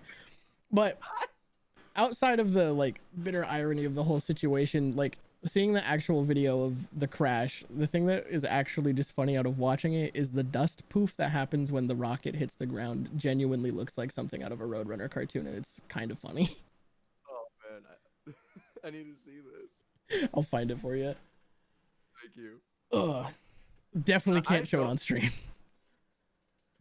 The funny thing to me about this whole flat earther thing is like no one thought the earth was flat until the 1900s. Like Christopher Columbus, like they always say like Christopher Columbus sailed around the ocean to see if the earth was flat. No, they knew. They've known since ancient Greece that the earth was round. Mm-hmm. Well, Columbo thought it was like pear-shaped. Huh?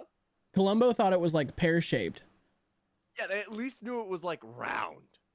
But like how it happened, how everyone like figured out like how this story happened was like it was like a piece of like fiction that was put into a history textbook as a page filler. Like because back then, but I think it was like in the 19 something or others, there wasn't standardized what could be put in a textbook versus what could be put in a fiction book. And they put a fictional story in a history textbook. And this history textbook was widely successful and was then printed to a bunch of schools. And then teachers just started teaching this shit as if it was true. That's not and it how was this... the story of Columbus sailing to see if the earth was flat. That story. That was it. That's so dumb.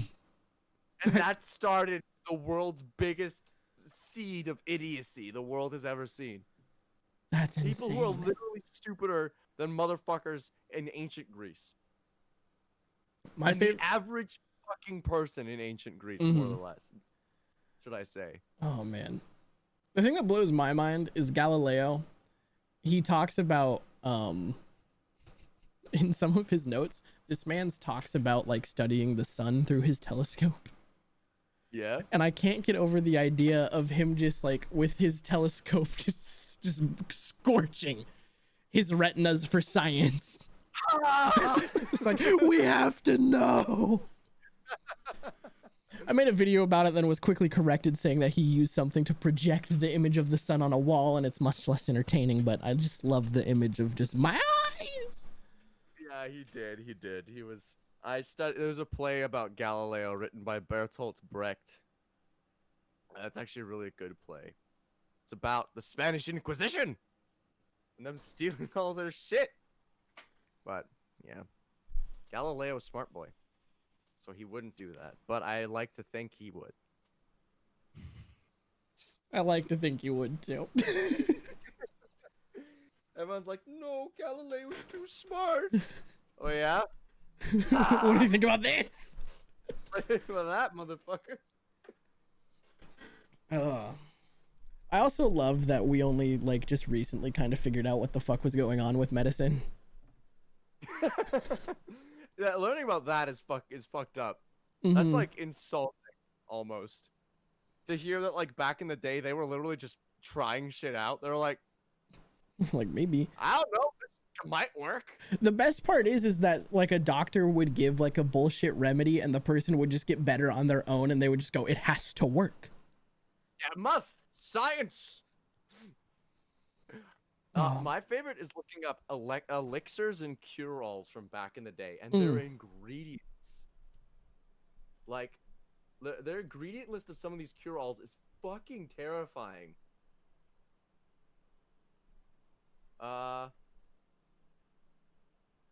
Come on. Give me the good stuff. Okay. St. Paul's potion for epilepsy, catalepsy, and stomach problems. The extensive list of ingredients includes licorice, sage, willow, roses, fennel, cinnamon, ginger, cloves, cormorant blood, mandrake, dragon's blood, and 3 kinds of pepper. What the fuck were they using for dragon's blood? It's a tree. They used tree resin. Oh man. Someone just mentioned the placebo effect in chat, which reminded me of this thing. So double blind studies, right? That's the whole way that research operates now for medicine. And the placebo effect is a thing that like we all kind of accept as fact. The fucked up thing that I learned was that the original study that studied the like existence of the placebo effect, and this one piece of research being why we do double blinds and we do research the way we do, is borderline fabricated. The placebo effect, as that, like when people have tried to recreate it, to replicate it, is not nearly as prominent as it was claimed to be when people went, oh, we should do this so that we do research better. Oh no. So basically, the reason we do science good is a lie.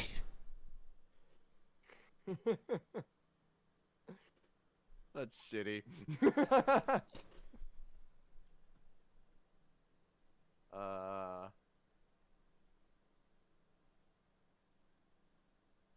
That's so shitty to hear, honestly. That just ruined my day.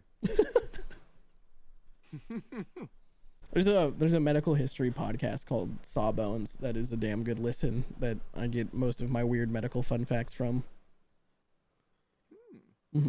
They did a whole episode on the placebo effect, which is where they talked about it. Oh, okay. Mm-hmm. Trying to find these elixirs. One of them just like straight up one of them straight up just had meth in it, and I thought that was very fucking funny. Oh, Coke used to be used as a cure-all. Yeah, it was. It was sold as a cure-all. It had cocaine in it. While you do that, I'm gonna go grab some water real quick. All right, chat. I'm on a quest to find the funniest cure-alls from back in the day. Maybe it's snake oil is what I'm looking for. Snake oil ingredients.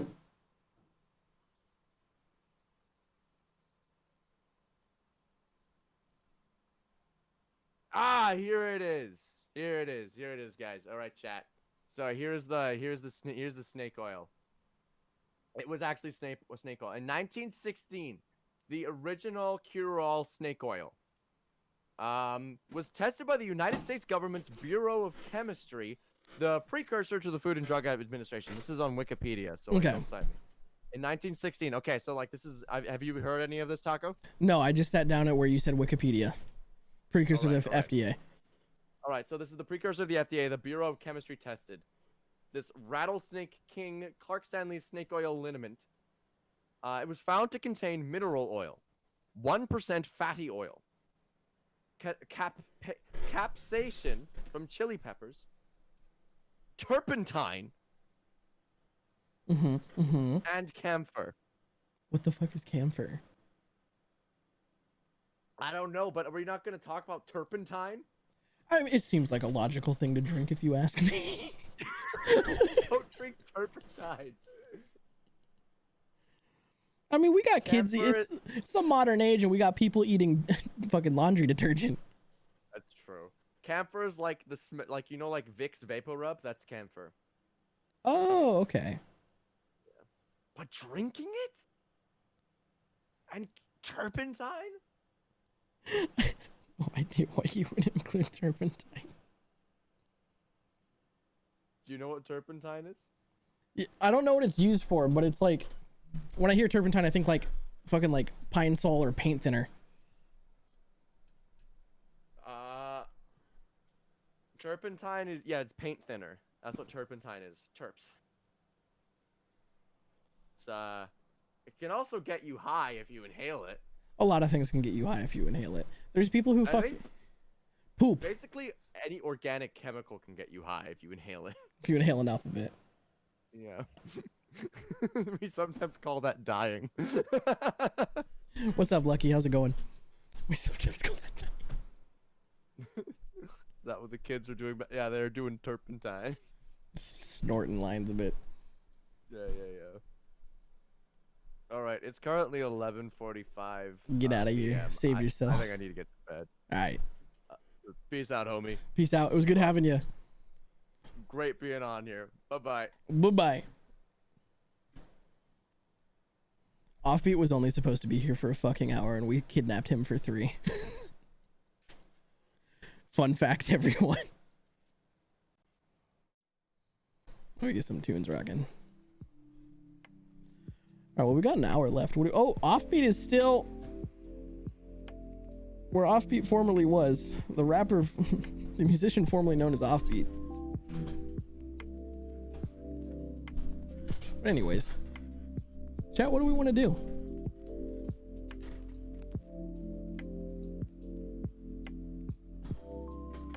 We got an hour of runtime left. Let me check the Discord server, see if we have any degeneracy running around in there. But yeah, no, that was rad.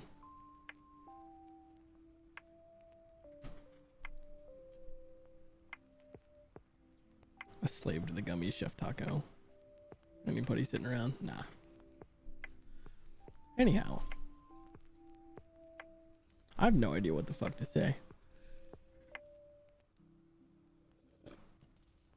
Roll call. Who we got hanging out in here still? Well, I figure out what we can do for an hour because I don't want to rope True into Tarkov just for like 2 raids.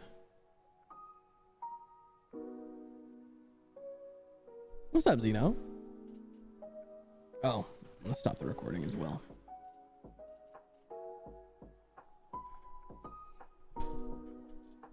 Boom, boom, boom, boom, boom.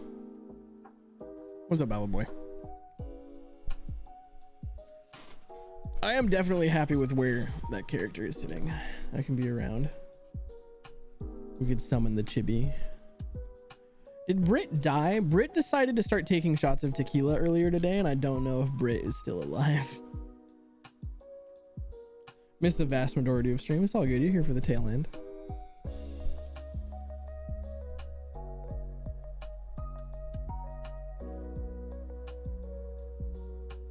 Hey, Lucky, we're glad you're here either way. We still got an hour left, so you're not missing. I mean, you're catching 25% of it, but an hour is still a long time.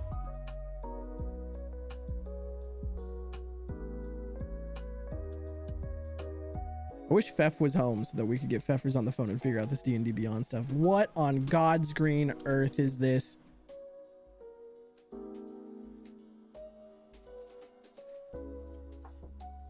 I hope Britt is okay to them out. So do I. No, someone drew Austin Powers as the tall vampire lady from the new Resident Evil game. I look wicked short right now. This is the cursed image in question if you guys are so curious. Just scrolling through our Discord. Yeah, no, that was unpleasant for my eyes.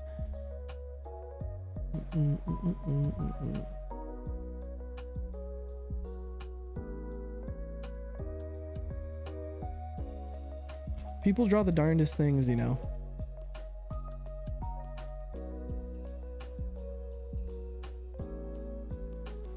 No, so everything that I have for D&D is hard copy, which kind of makes it hard when I need to share character sheets with Pfeff and stuff through D&D Beyond.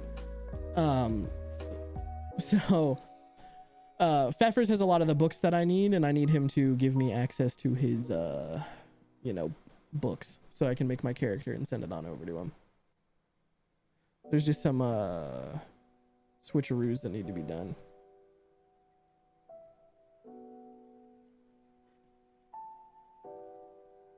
I'm gonna turn this down before I make this decision. Oh wait, is my cool? Glad to see that still works.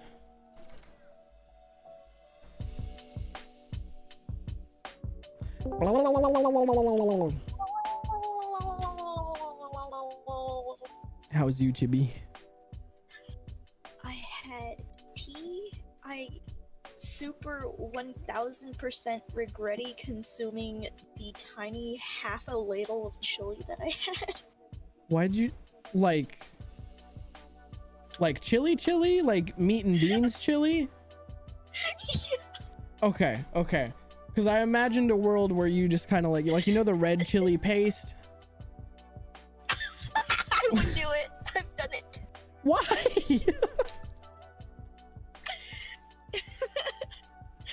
Well, you see here, Chibi once upon a time used to talk to her cousins, and those cousins called her a pussy-ass bitch. So Chibi ate the sauce. And Chibi ate the sauce. Oh man. You could never. I could fucking never. Ah! One time I ate half a packet of ramen flavoring. Why do you guys do these things? What?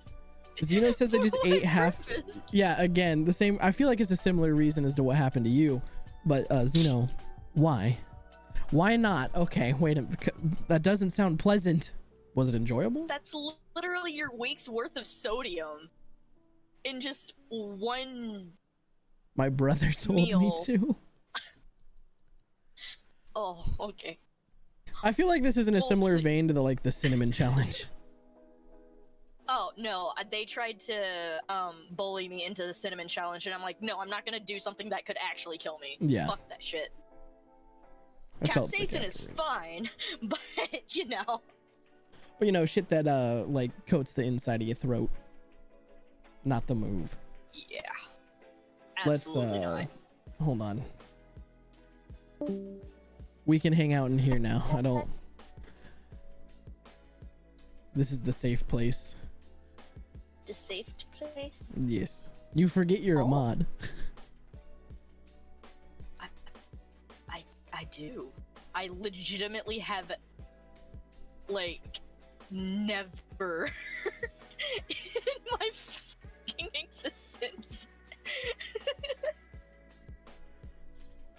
actually ever utilized mod powers anywhere. There's like a whole secret hangout room. Chibi's still just, I'll join general. Yeah. Taco, you gotta give me a fucking break. I've only been mod for like half a day. How could you forget? Do we want to look at this Dresden Files book? Is this the tabletop one that you were talking about? Yeah. Are you gonna be mad at me if I say I found don't know what the PDFs to Dresden the Files character are? sheet. Huh? So you're gonna be mad at me if I don't know what the Dresden Files are? It's a book series. It is a... It's written in the sense of, like, you know, Tolkien style high fantasy, Yeah. except modern day and detectives. Okay. Yeah, it's really well written. I enjoy the ever-loving shit out of it. However, Go on. there are quite a few books, and MC is pretty entertaining. But yeah, I can send you a link to the character sheets. I'll have a looky On it. loo. Need to read those books, TBH. I need to just read in general, mate. Reading. Oh, I haven't looked at my hourly Oh. bun. It is time for hourly bun. That it is. Chibi sends me a photo of a bunny every hour. It is called the hourly bun. It is my new favorite tradition. It is your new favorite tradition. Zeno, I don't know if you should trust that brother, assuming that that's the same brother who told you to eat ramen powder. What? Zeno said that they ate half a packet of ramen flavoring because their brother told them to, and he's also saying that his brother says that the Dresden Files are top tier. That bunny thinks they're people. Chat, observe the bun. Observe. Oh, I have to show chat my favorite bun. Wait, what Your are these favorite ones? one? Hold on, I didn't see this one. What if they're having a meeting? And the white one looks so shook.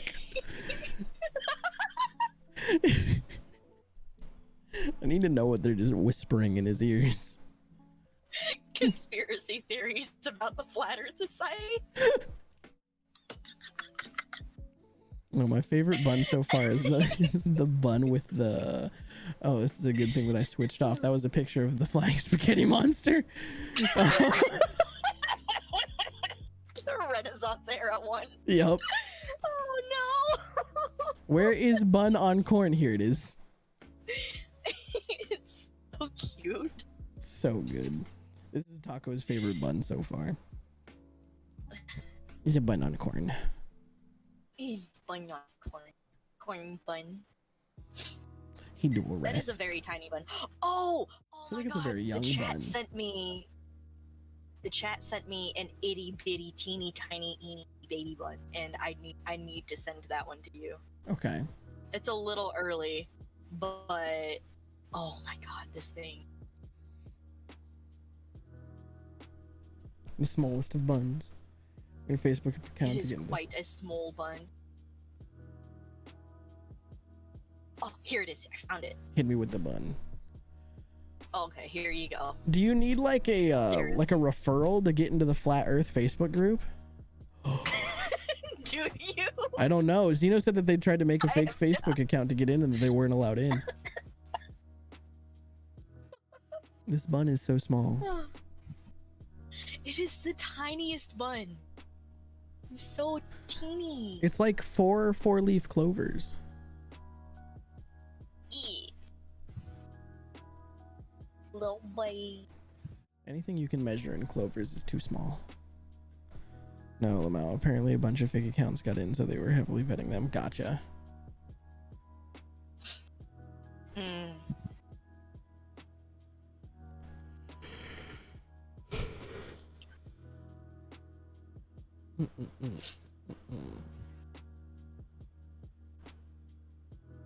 Oh man.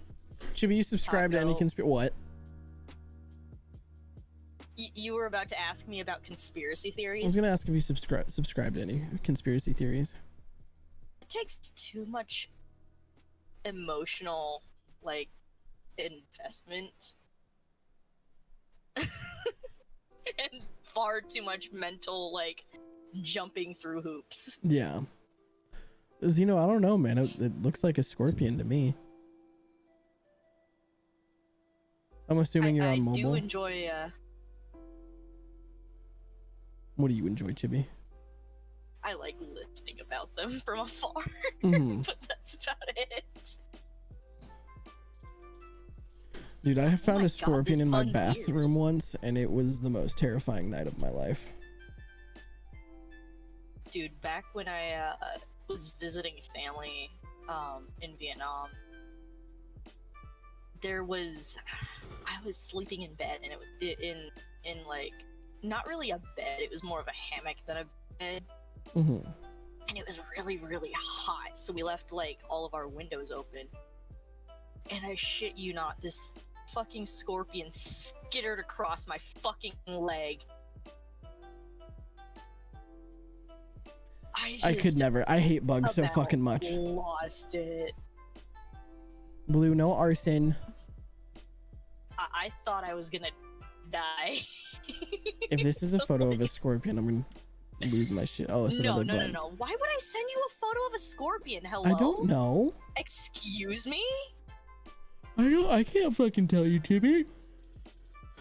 Do you think I'm that vindictive? Jeez. Chat demands arson.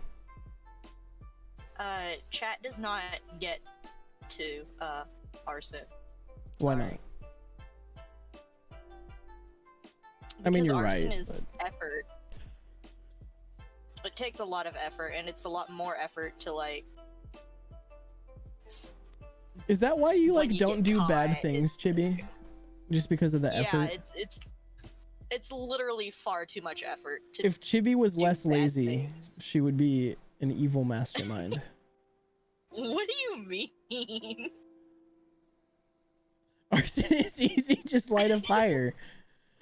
I mean, they're not wrong, but to get Yeah, away but with then- arson. But then you also have to, like, throw the fire or, like, get away from the location of the fire after predetermining where the fuck you're gonna light the fire. And then you're gonna have to, like, figure out how to not get caught. And on top of not getting caught, you have to make sure that there's no evidence of you having been there. And you also have to handle, like, if you potentially get seen and then the cops come after you and then you have to explain, oh yeah, no, I'm sorry, I wasn't committing arson, I was, it must have been the cigarette I didn't fucking put out. Like, Nah. And that's a whole fucking host of fines and just don't do it. There's no effort needed in just fucking don't. I feel like if you like split up arson between multiple people, like the first guy go like in separate occasions, right? Like the first guy goes in like a morph suit and he like puts gasoline on the ground around a building or something, and then like a couple hours later, But then you have to. like this guy cosplaying as a hobo like just comes and like sits down next to the building, like lays down, like takes a nap for Then you 2 have to go hours. through the whole process of like concerting that entire effort and finding enough people to concert that effort and then scheduling everyone properly. Yeah. That's oof, too much. Logistical too much. nightmare. Why don't Just- more criminals use I would morph rather suits? not. I have no idea. Like they cover everything. Like the Halloween ones are fucking great. Yeah, like Like, what if Slender Oh. Man like robbed a bank? What is Slenderman?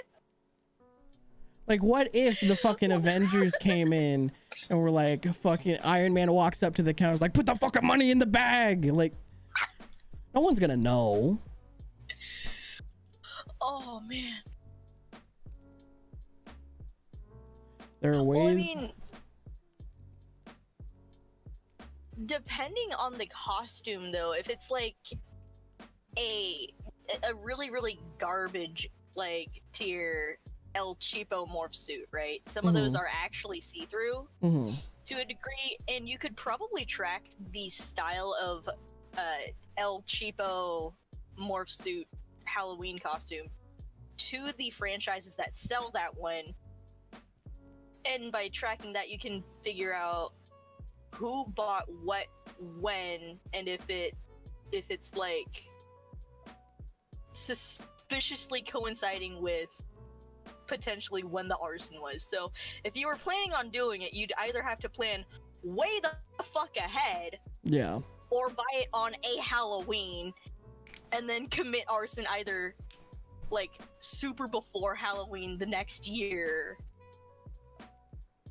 or like so far down the line that you couldn't track just a purchase of a Halloween costume near Halloween to the That could make arson. sense. What if you robbed a bank by drilling a hole through the safe? Well, I feel like that's been done before.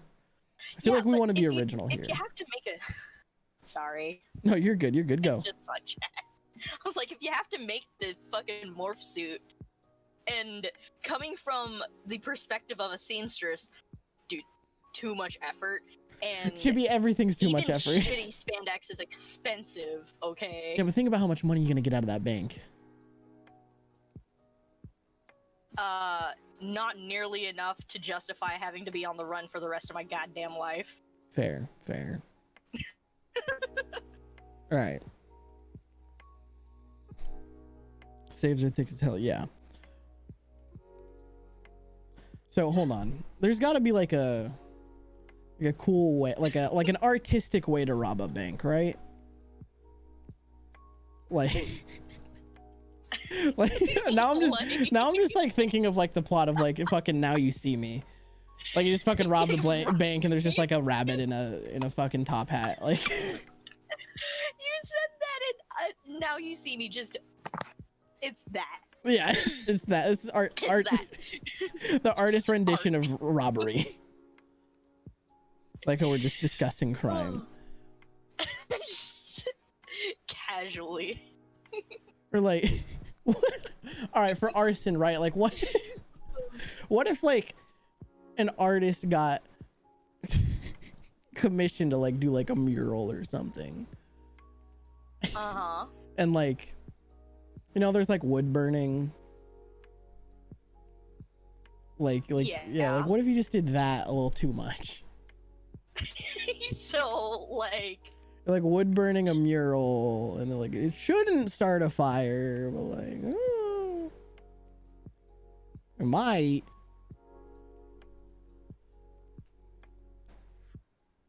It feels like a tasteful way to commit arson. tasteful.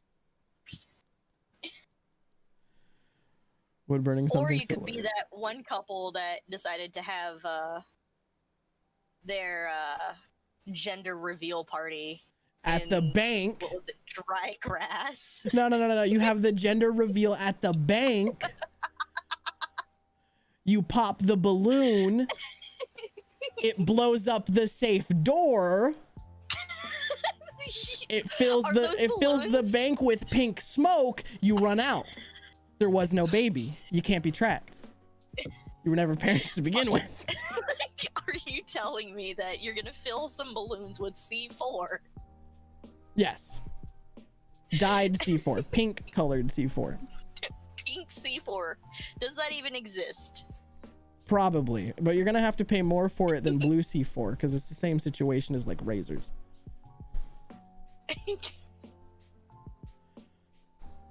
So So use electricity for wood burning. Yeah, no, I'm just like imagining like the wood burning pens, but like really big. Like, you know, we have like paint rollers, like one of those, but for wood burning. There's no flaw in this plan. See, we're gonna be rich, chat. There is no flaw in this plan. Oh no! Like, I mean, you light half of California on fire with a gender reveal. You get away with it. You rob a bank with a gender reveal. Same logic should apply. So crazy, it just might work. What was that thing that I said I'd say for you? Dedicated wham. Dedicated wham. Chibi, there's not enough buttons on my soundboard. Yo, you got any of the Stellaris DLC? I do not, which is a big sad. Do you? But Jumbo, you play Payday.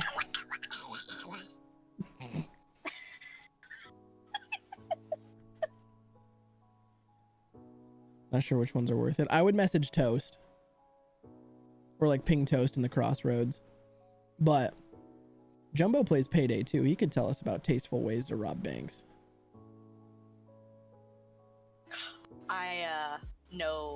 I have a friend who messages me on occasion, and he's got either mod packs or hacks, aesthetic hacks, that turn all of the money bags into waifu body pillows. That's glorious. And we have to rescue our waifus. Is like weebified. It's incredible. Some of those guns are like they have like waifu skins, and it just that sounds beautiful. I can message them and see if they have any of the screen caps of the waifu body pillows still, and I'll see if I can link that send that to you at some point. But I don't know. Does chat need to hear me do like some I don't know, something like a Pikachu or some shit? I mean, if you want to. Content. I mean, we were having a fine conversation about committing crimes. Well, see, I want to segue away from committing crimes, but I am not smooth, and so that is my transition. Blue says yes. Blue demands a Pika. Pika? Now, to drag you immediately back to committing crimes. Okay, what crimes are we committing now? You just gotta be the distraction. I just gotta be the distraction. This wouldn't work. I don't think it would work very well. I mean, it works in Among Us. The thing is, I've never had. I didn't really get the opportunity to have to like be deceitful, because a majority of the time, everyone in the lobby was accusing each other, and I didn't actually have to say anything that was actually a lie. Yeah.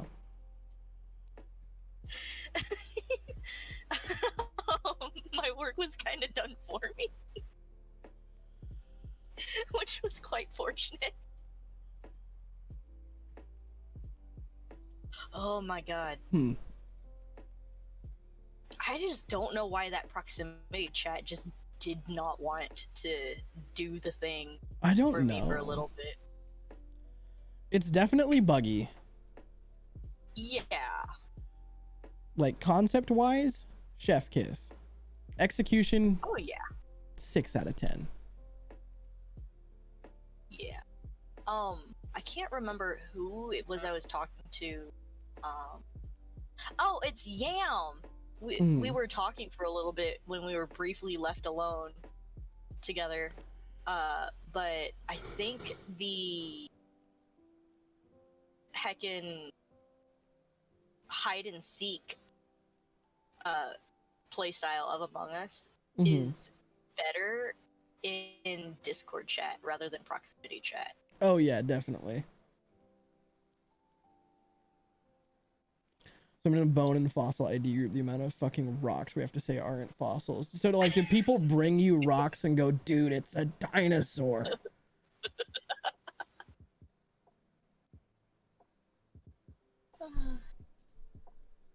Imagine dying and then getting covered in mud, turning into a fossil all the time. Have any of them been like remotely convincing, or is it always like someone brings you like a pebble and they're like, dude, look at this pea? Some dude said his fucking rock was a human with a space helmet. Oh, no. No, he didn't. No, he didn't. I can't believe that. What did the rock look like? Like, like, hold on, wait, like, what? Was it convincing like at all? It looked like a rock. Was he on drugs?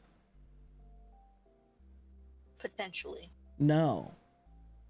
So just dumb. What? Oh. I feel like I would have rathered him be on drugs.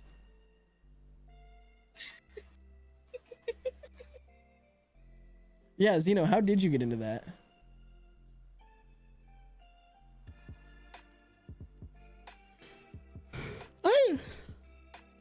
I'd probably get fucked up and like look at like a salt lamp and be like, it's a dude in a spaceship. Like,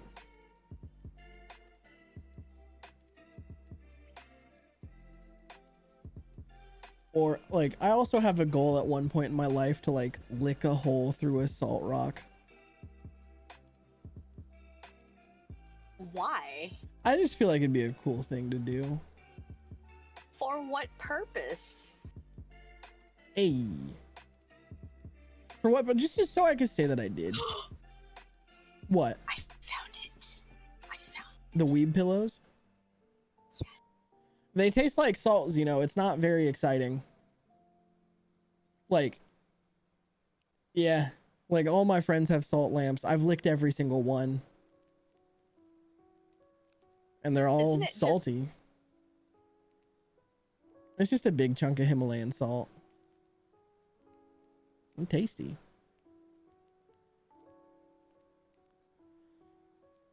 So like, Chibi, what if instead of like buying you a supply of salt as the gamer pyramid chef, what if I just buy you a really big salt lamp and like some really coarse sandpaper? Absolutely not. Why? I refuse. What if I sand the salt? That is so much effort. What if I sand the Also, salt? I don't want the grit from the sandpaper getting into the food, okay?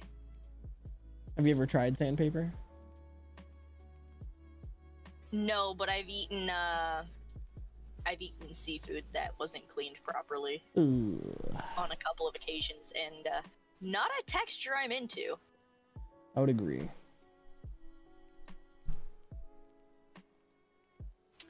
Okay, are you ready for this? I am ready for this. Hit me with it. Oh, okay.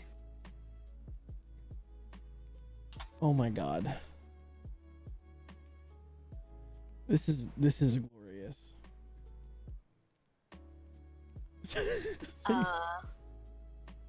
Oh, I don't think this last one is safe for stream, so I stream. will not send that to you right now.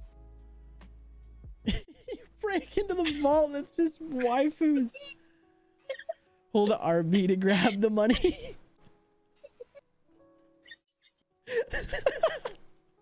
It's the waifu rescue mission.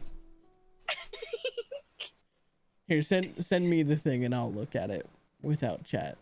I'll protect their virgin eyes. It's called a sandwich for a reason.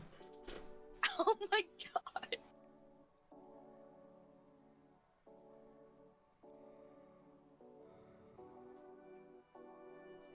I don't know why I'm getting so tired so early.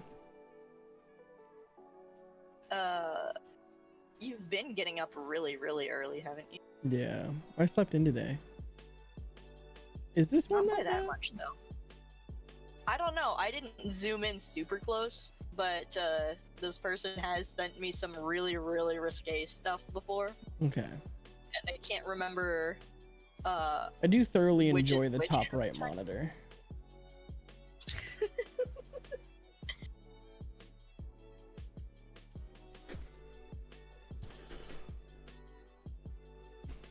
What's the most difficult thing you've ever cooked? Difficult? Yeah. Oof. I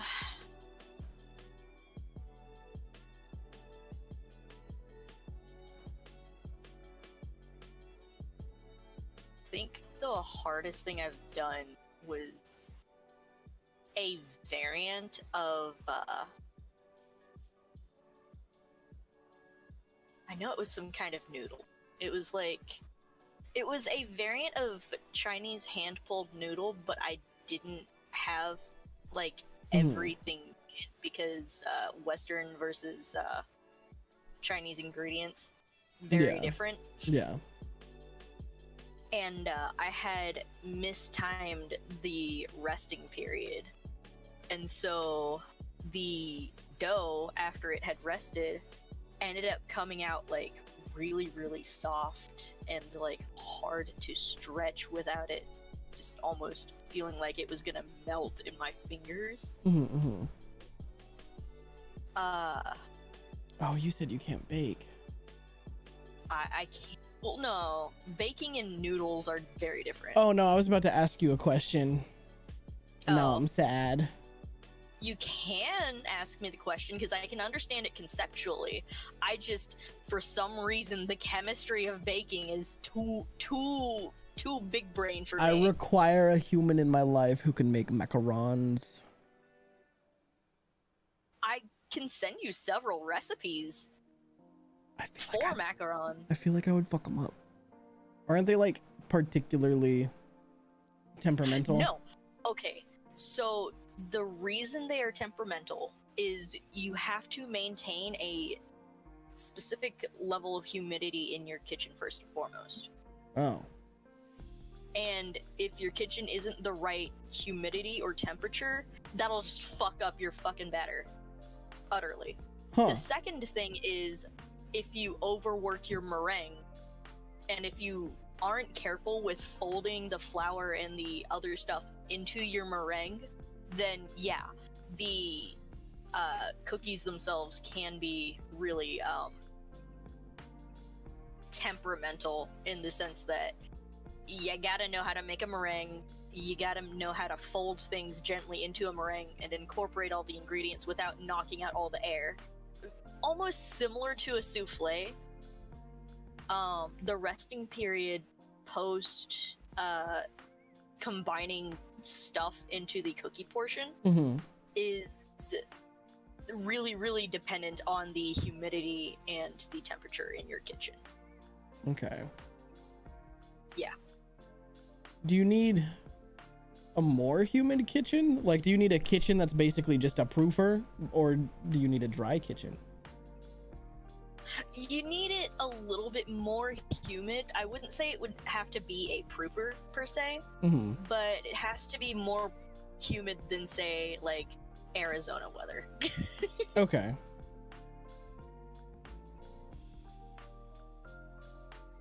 I'm currently looking at a recipe and this I'm very hungry for macarons. I want them so bad. I love them so much. Blue knows how to make them, so maybe we have to hire Blue. I found a few recipes because I have a friend who's allergic to nuts. Just all nuts. Tree nuts, ground nuts, male Legumes. nuts.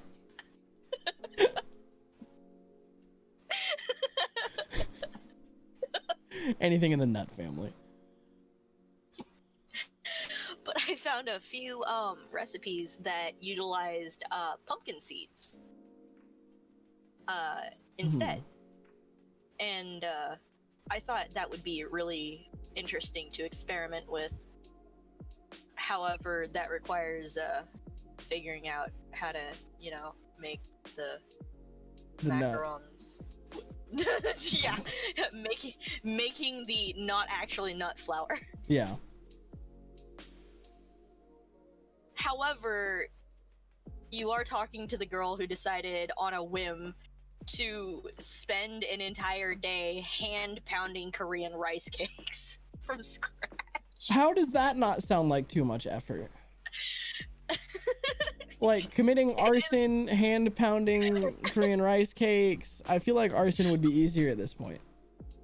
Well, you see, all I have to do is like boil a little bit of water, pour it into some ground soaked rice. Like you just take some rice, you soak it for like 15 minutes, and then you throw it into a blender. That's like a third of your work done right there. Mhm. Then you pour some boiling water in it, and then you nuke that for like a minute in increments of 3 Okay. until it's steamy enough to like kind of come together on its own, and then you roll that out onto a cutting board.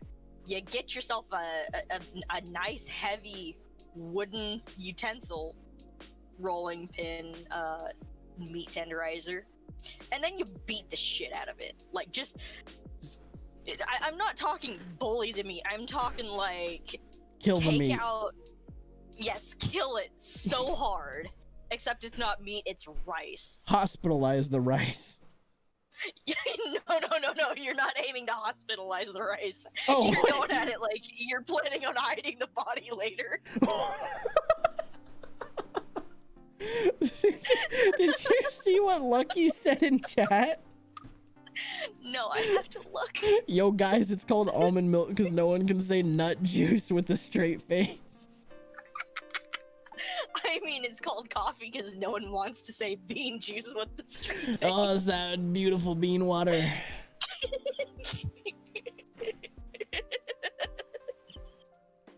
You, you dirty beans. You dirty beans.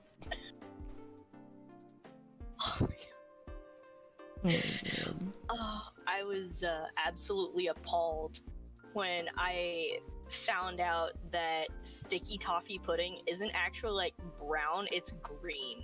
It's like this, the freaking batter for it is like this nasty, like just absolutely grody, too dark to be like dark moss, but not quite brown yet green. But it's still an absolutely delicious dessert. I already asked you this, but I've since forgotten it. What's your like?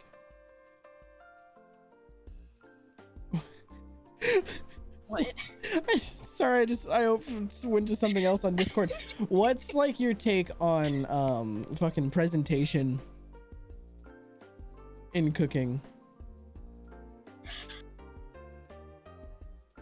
Personally, okay, there are a lot of different ways to handle that. You've seen my Instagram, and you've seen like all of It's the very pretty food. like very, very pretty food. I don't think it is practical. I don't think trying too hard to food style is very practical at all. But I do enjoy the aesthetic of food as an art form. Do I think it's practical for everyday people to eat? No, not even remotely. Like, maybe tasting menus.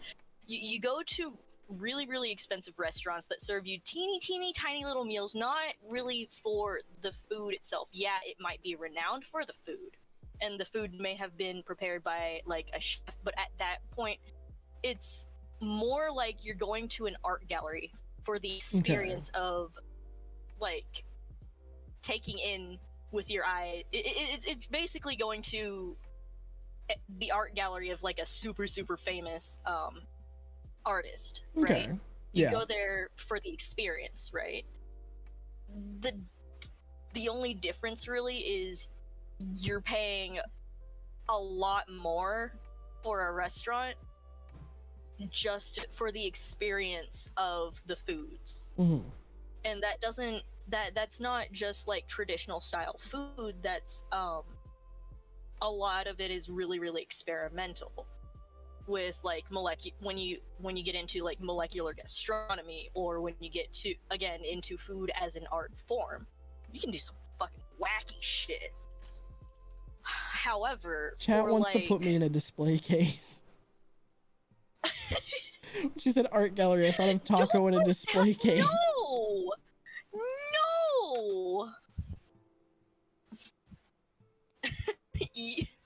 No, at least make it a wax model. No, I don't want it taxidermied.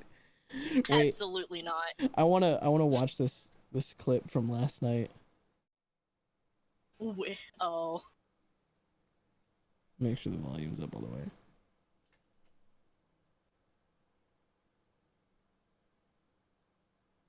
Oh wait, I am fool. You are fool.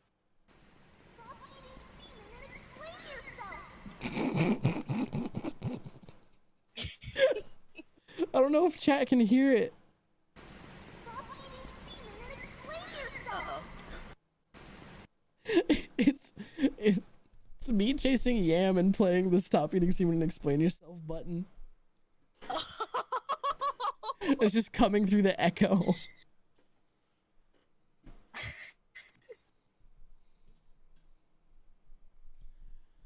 It was such a fun stream.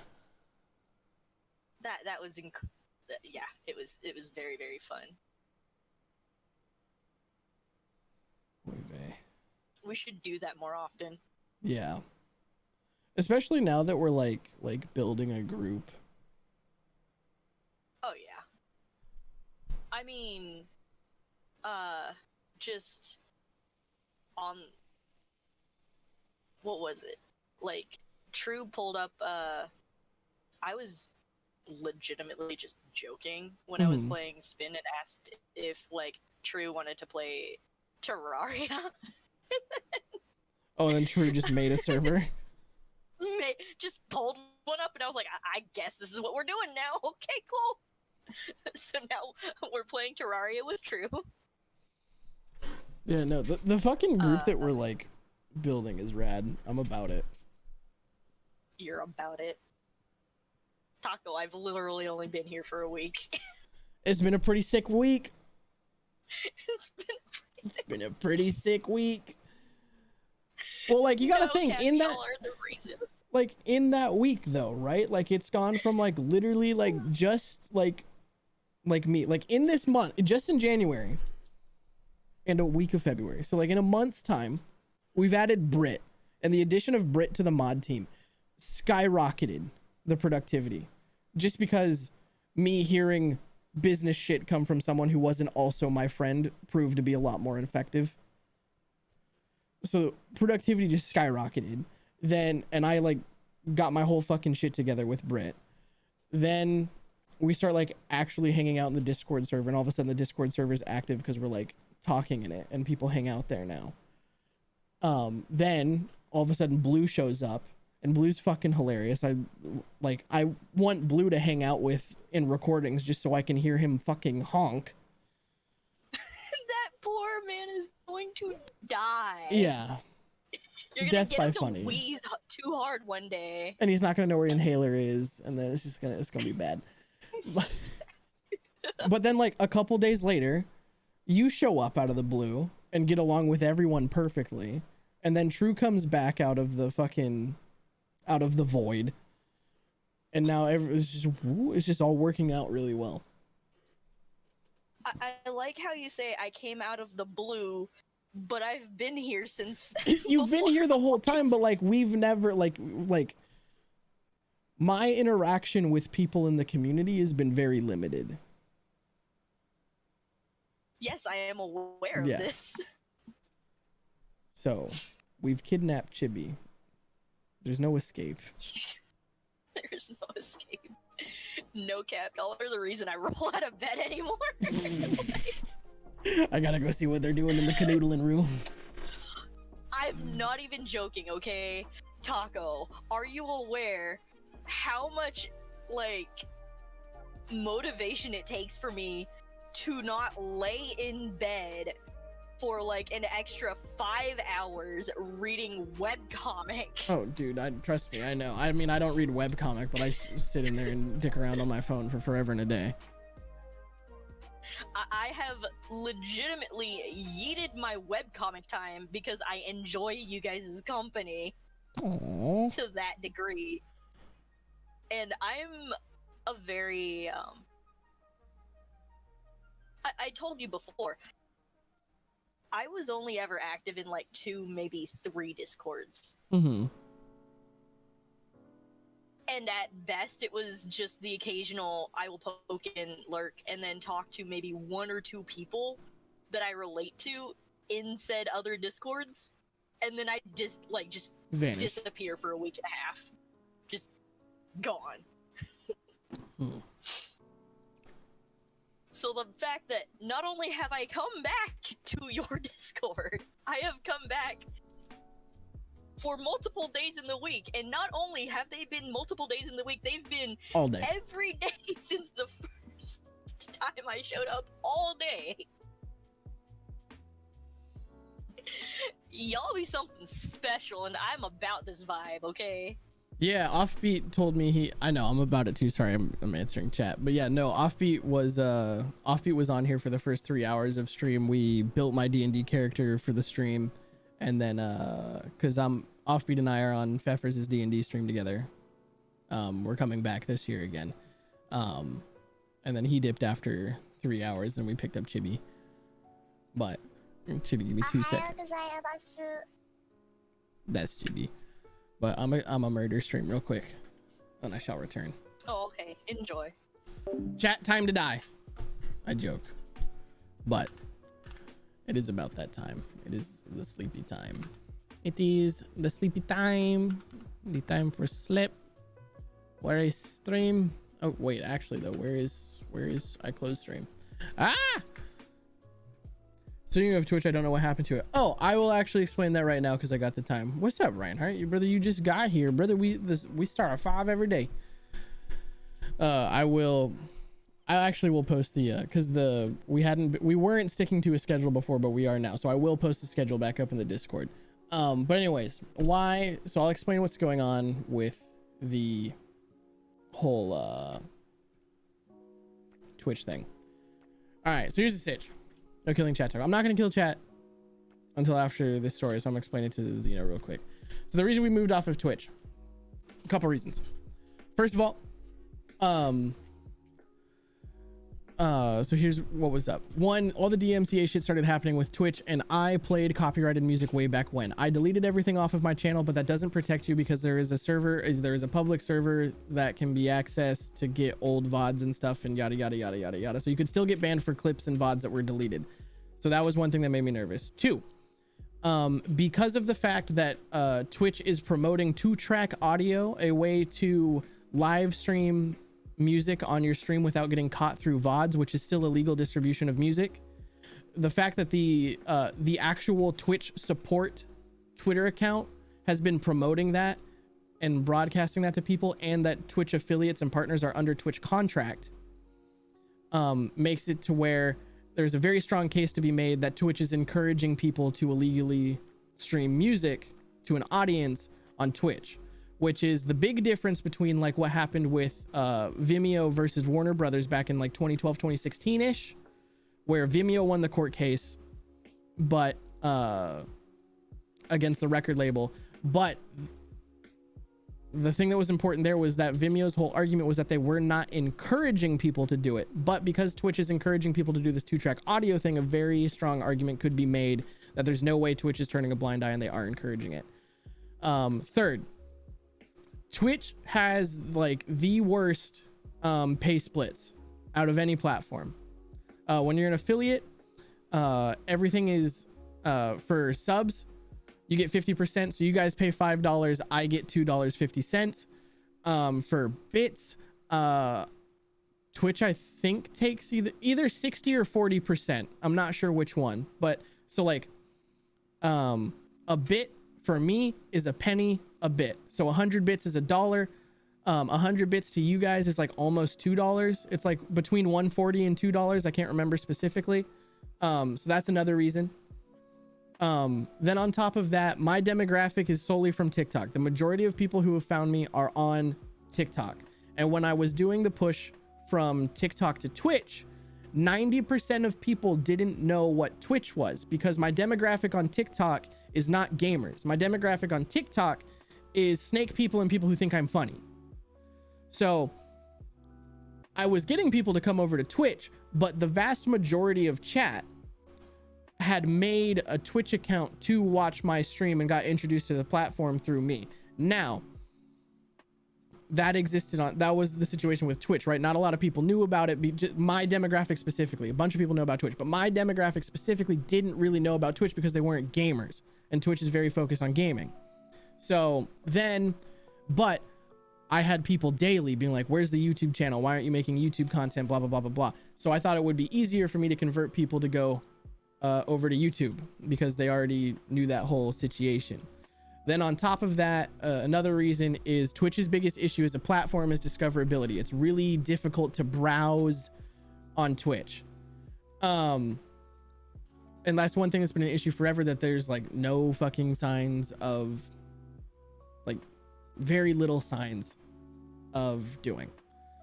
And then you look at YouTube, right? I have infinitely more control over my stream on YouTube.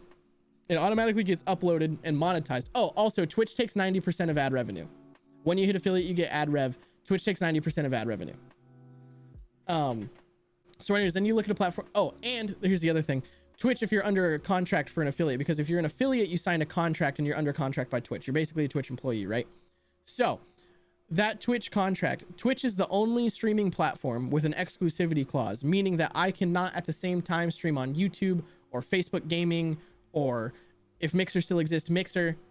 So that, and they're the only platform that has that. So if I am a YouTube partner, right, I could restream. I could stream on YouTube and Facebook Gaming and wherever the fuck I wanted and not be breaching my contract. So then on top of that, the other thing that's fucked is Twitch, when you're under part of the contract, is that two things. One, they own your content for the first 24 hours. So if I stream on Twitch and want to upload the VOD somewhere, I cannot upload the VOD for 24 hours without breaching my contract. And then the second thing is they own your likeness.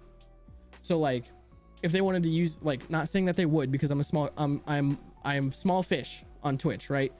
I'm not saying they would, but I don't like giving this away for the worst, like the worst revenue splits, right? So then they own my likeness, which means that if they wanted to, they could use me in advertisements and things like that, and then I wouldn't be compensated at all because Twitch owns my likeness and the DatDirtyTaco and all of those things. So all of that is why we jumped over to YouTube, where if you go to YouTube, becoming partnered on YouTube is infinitely easier than becoming partnered on Twitch. All you need is 1,000 subs and 4,000 watch hours. We have over 1,000 subs and we have 2,000 watch hours. So we're trying to get to partner on YouTube as quickly as possible. We did 1,000 hours last month, which means in 2 months we should be partnered. But I like, we just need to get more fucking people in here, mate, and then we'll get partnered. We'll get partnered faster. On top of that, the money split for YouTube, the ad revenue split, can't remember the specific number, but it's infinitely better than fucking 90%. The split for YouTube's version of subs is 70-30, and I'm pretty sure it's the same for like donations through YouTube, which is 70% to the creator, 30% to the other thing. And then discoverability is better because it's YouTube. YouTube is the second biggest search engine behind Google. So YouTube is easier for audience and has better practices when it comes to partners. Yeah, but now here's the thing. After switching, this is what I've noticed. So there's a couple things. The main thing that Twitch has over any other platform right now is user base. Like, I hate to say it, most people don't really come to YouTube for live content. They come for VODs. They come for on-demand content, 10-minute videos, episodes, things like that. So not a lot of people are browsing streams here, which is bad. Which is why we haven't really seen a whole lot of growth, which was something that I didn't think was going to be as big of an issue, but I've been seeing it in my analytics, because right when we left Twitch, we were streaming to 30 to 40 people for about a month. Jumped over here. It's a really good day if we get 15. It's a really good day if we hold 15. So there's a couple things I was wrong about. So this is my, I'll fucking bring you guys in for a little bit. So this is my current plan. I'm going to continue to exclusively stream on YouTube until we get partnered, which is probably just gonna be another month or two. And then my big brain idea is get partnered on YouTube. We start to be able to monetize the YouTube. Then we go back to Twitch. We don't, and then we do this. We breach the affiliate contract with Twitch. We break that contract. We just get ourselves out of it, which means we won't have emotes, we won't have bits, and we won't have subs, but that's not that big of a deal. And instead of directing people to subs and all of that, we direct people to the Patreon. And the Patreon is something that I am able to provide way more value for people. Patreon, so Twitch takes 50% of subs, right? Patreon takes 8%. I get 92% of the money people give me on Patreon, which means that it is cheaper for my community to financially support me. Whereas I would need 200 subs on Twitch. Like, to put this in perspective, right now on Patreon, this is public information. Like, I have 13 or 14 people on Patreon, and I'm making $200 a month. To make that same number on Twitch, I would need 150 people. Actually, no, not 150 people. What's 200 divided by 2.5? I would need 80 people. So right now on Patreon, 14 people are carrying the weight of 80 subscribers on Twitch, which saves my community money. So the game plan then is we're going to end the contract with Twitch, go back over there where we will simultaneously stream to Twitch and to YouTube. I'll have both chats open. I will equally interact with both. Alerts will pop up for both. And instead of pushing people to subscribers or members, we will push people to the Patreon and things like that, which I think is a very good model because I can provide a lot of value to you guys through the Patreon and all that good stuff. And it gets us to where we can reach the most people. And then we see what happens from there. So then that way, all the people who watch who are loyal to Twitch can watch on Twitch. All the people who are down to watch on YouTube can watch on YouTube. And voila, Bob's your uncle. And we'll see how it goes. That's the current plan. Also, if you want way more like information, if you want to fact check me, a really good source that I get like 90% of my information about this is a guy named Devin Nash. He's got a YouTube channel. If you want information about the money splits, look up his video called, I think it's called Twitch is a Pimp. And the one thing that I will tell you when watching his videos, that is why I think Devin Nash should, like, he says a lot of valuable information, but one thing that I like needs to be pointed out so that you can take him with a grain of salt is Devin Nash does stream on Twitch still. Like, he says all the things that he says, most of what I just regurgitated to you, but he still streams on Twitch. And you gotta ask the reason, like, why is that? And I personally believe that what sets Twitch apart is the user base and the community and like the brand loyalty to Twitch. Like, I stream on YouTube now, mate, and I still got a fucking Twitch logo up in the corner. Like, people, like, as shitty as a fucking company as Twitch is, people really, like, there's this weird sense of brand loyalty to Twitch. So I think it would be most beneficial to me do both. Then we'll see how it goes and we'll adjust from there. Anyways, that's that. We're now caught up to speed. So it'll be just YouTube for a little bit longer and then both. I really do like Twitch. You kind of do got me into spell though. Yeah, that's the other thing. Like, the main thing that I think is a drawback on YouTube is specifically the live UI needs some work. Like, just browsing streams and stuff that needs some fucking updating. Another thing that YouTube live streaming really needs, clips. It needs a clipping function, and the chat for the user needs to be improved upon a lot. Like, everyone's names being the same color, kind of whack, makes it hard to tell who's who. All the messages kind of blur together. So there's like some updates that can be done to that. But I do think that if Google and YouTube decide that they really want to try and like step their way into Twitch's monopoly on live streaming, one, I think they are the company to do it. And Two, I think if they really want to contest with Twitch, they will definitely create a good UI and platform and all of that. And that's why I like the idea of doing both. So that way, if Twitch, as I think is going to happen, gets its shit rocked, we will already have something established over here that will be very easy to transition to. Still can't at people on mobile. That's kind of annoying. Yeah. So that's my whole spiel. But the faster, this feels so weird saying like the faster we get this done, the faster we can go back to Twitch. But I do know, like as Austin says, there are things that my viewers enjoy more about Twitch than they do about here. And I also think that the view count is a reflection of that. I think that analytics are important. A lot of people tell me like, hey man, don't worry about analytics too much. And I was like, no, analytics is like, it's an important tool to understand if what you're doing is received well. I don't think recepted is a word. Is received well.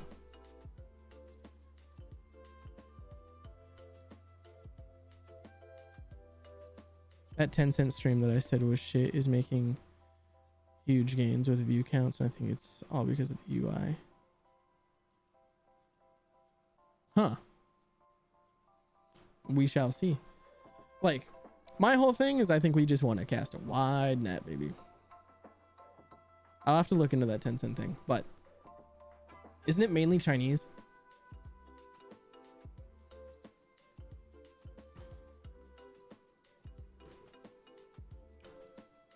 But anyways, yeah. I do know that I am very aware that the viewer experience is a little better on Twitch. So we will that will be an option, but I am not moving until we get partner on YouTube, because we're already halfway there. Don't think the Tencent is a good place to stream. I'm just saying compared to YouTube, is making progress because of the UI and it's nowhere near as popular. Gotcha. So if YouTube put any effort into the, yeah, exactly. That's the thing that I think is interesting about YouTube is if it's really just like, it feels like if YouTube just made a couple little tweaks, just a couple small tweaks, I think it would blow Twitch out of the water. Because like the thing with Twitch, and then if you want to get like into like the other things about Twitch, like when the word like simp and virgin and stuff, like all of those, and cuck got put onto the TOS list on Twitch, people were pissed. It's like this one thing that's weird. The CEO of fucking Twitch walks out like a fucking numpty and just says some dumb shit, and it's never what the community actually wants to hear. The moderation team is like a fucking Gestapo over there, and like it's a fucking secret police that is kept so fucking separate that even like partner managers and higher ups at Twitch don't even fucking know who they are. Like nobody knows. And Twitch, I'm about to do the fucking, I am so proud of this community, but like Twitch is incredibly out of touch with its user base. And then throw into that like the clear favoritism. Like there's absolutely no fucking reason Alinity should still be allowed to stream on that fucking platform. Like homegirl fed the cat vodka, did that, the cat tried to eat her or whatever the fuck, she fucking popped a whole titty on stream. And then Doc just like, not to like say whatever you want about Doc, but like just looking at the two instances, right? Like Alinity fucking feeds the cat vodka, throws the cat over the chair, pops a whole titty on stream, and then we don't even know what the fuck happened to Doc.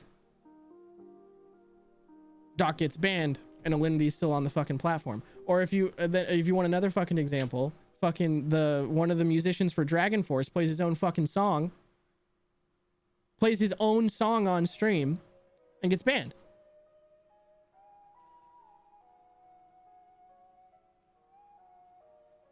Yeah, so like, and then the biggest issue that Twitch has been aware of but not fixing for fucking ever is discoverability.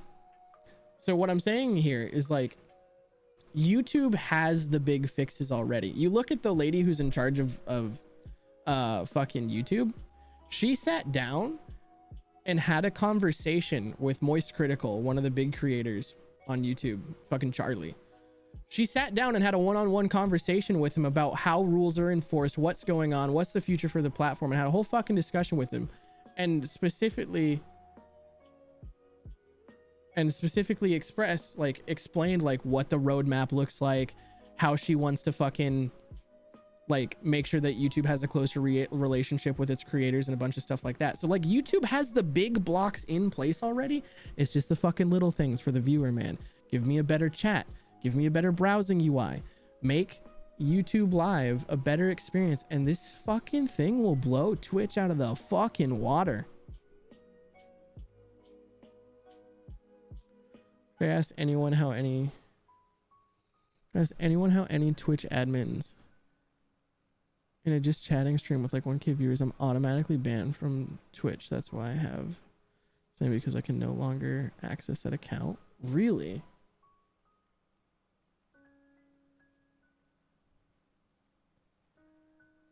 Huh. Yeah. So, yeah.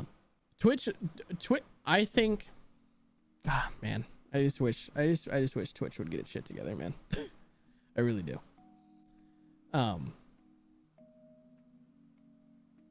Like the fucked up thing is like even Facebook gaming doesn't look terrible. Like Facebook gaming is kind of a meme, but like Facebook gaming's like user number data is fucking crazy. Like fucking Disguised Toast exclusively streams on fucking Facebook now. Like, come on. So, I don't know. So basically, the roadmap for Taco right now in the community is YouTube until we get partnered, and then you guys will be able to pick whichever one.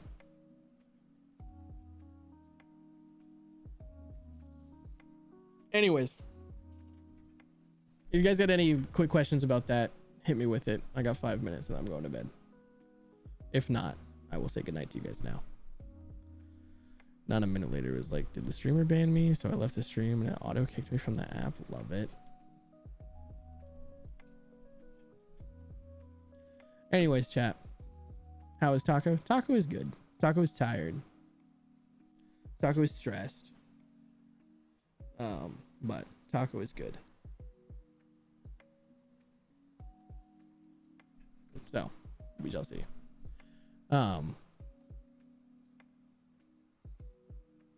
To be, I like living pretty transparently, but like all of the, how do I say this? Could have been, I'm gonna stay up another 5 hours and play Magic. Nice. But yeah, all the things that bother Taco are not things that Taco will discuss with chat because it's unprofessional. And $5 a monthy. Anyways, guys, y'all have a good night. I will see you soon. Maybe tomorrow. Probably not tomorrow. I have to record. I have to record for my film classes tomorrow, but I'll at least see you guys on Monday. Per usual. Have fun, be safe, don't die. And peace and blessings, and I'll see you guys when I see ya. Thanks for hanging out with me and Offbeat while we did our degeneracy. And go get some sleep. You too, Austin. Austin, wear your fucking mask when you go to bed tonight.